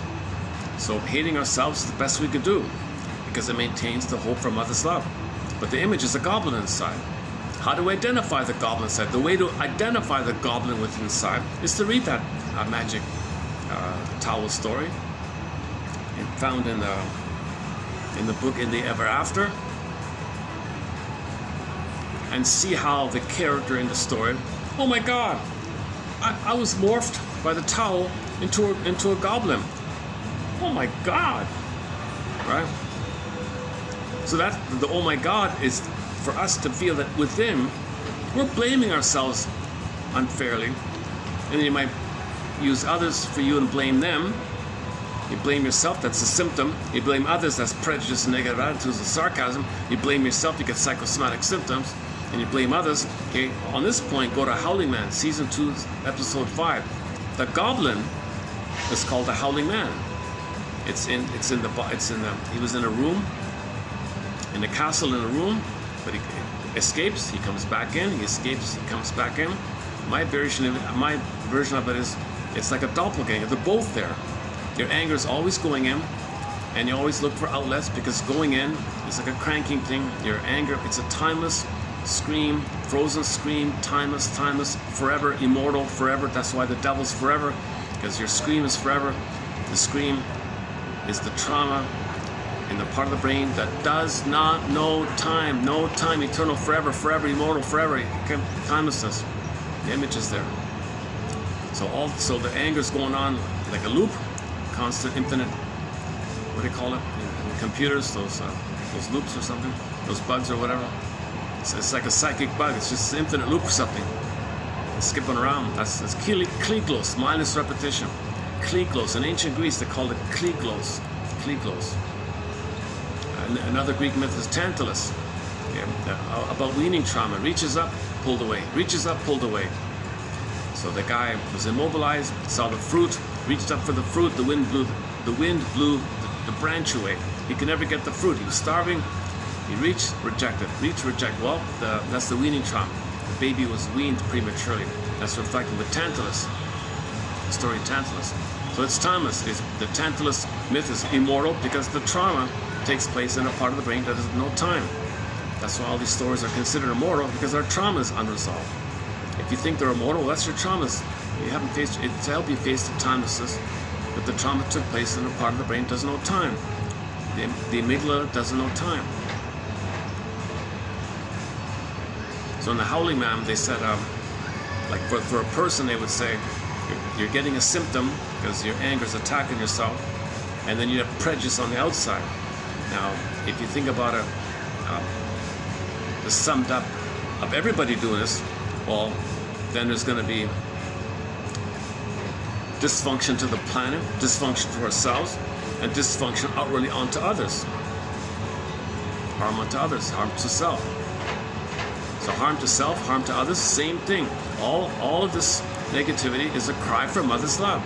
Everything's love or a cry for love. Simple translation. Everything's an expression of love or the cry for love. But the cry for love can be morphed and twisted into rage and cynicism to yourself and other psychosomatic symptoms, but it's still the cry for love. If you just unpack, you want a mother's love. You wanted attachment. You wanted safety, but she was unavailable. She turned to you for that. You couldn't do it. It's a twisted thing. All right, young enough to cry. Thanks very much. We'll see you in 86. May the psycholytic force be with you. And I'll see you in the next video. Hopefully more refreshed. Hopefully with a smile on my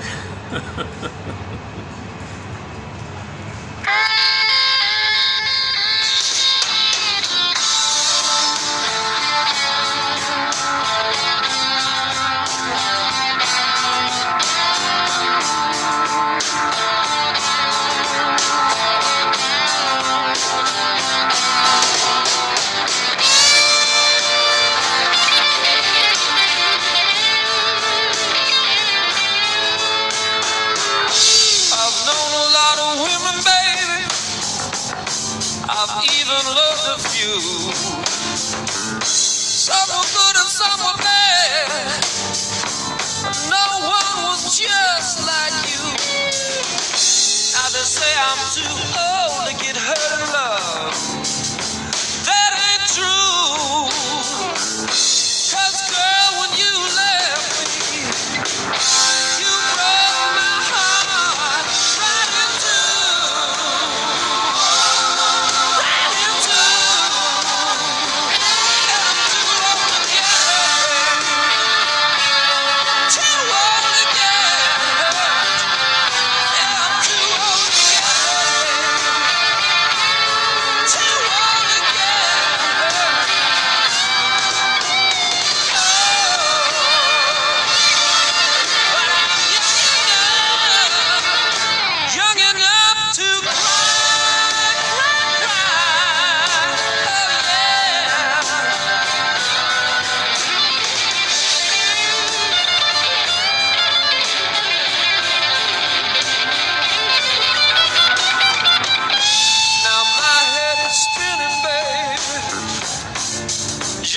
like a Ferris wheel. Don't know what's the matter, baby. I just know how I feel.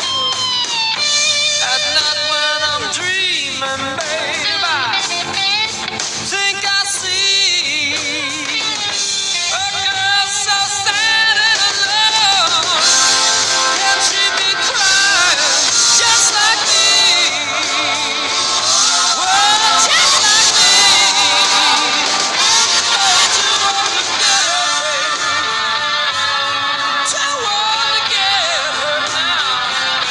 Well, I'm too old to get her, baby. Too old to get her now.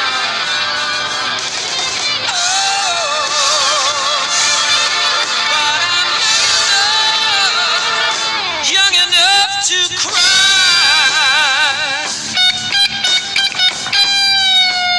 Play it, Ricky.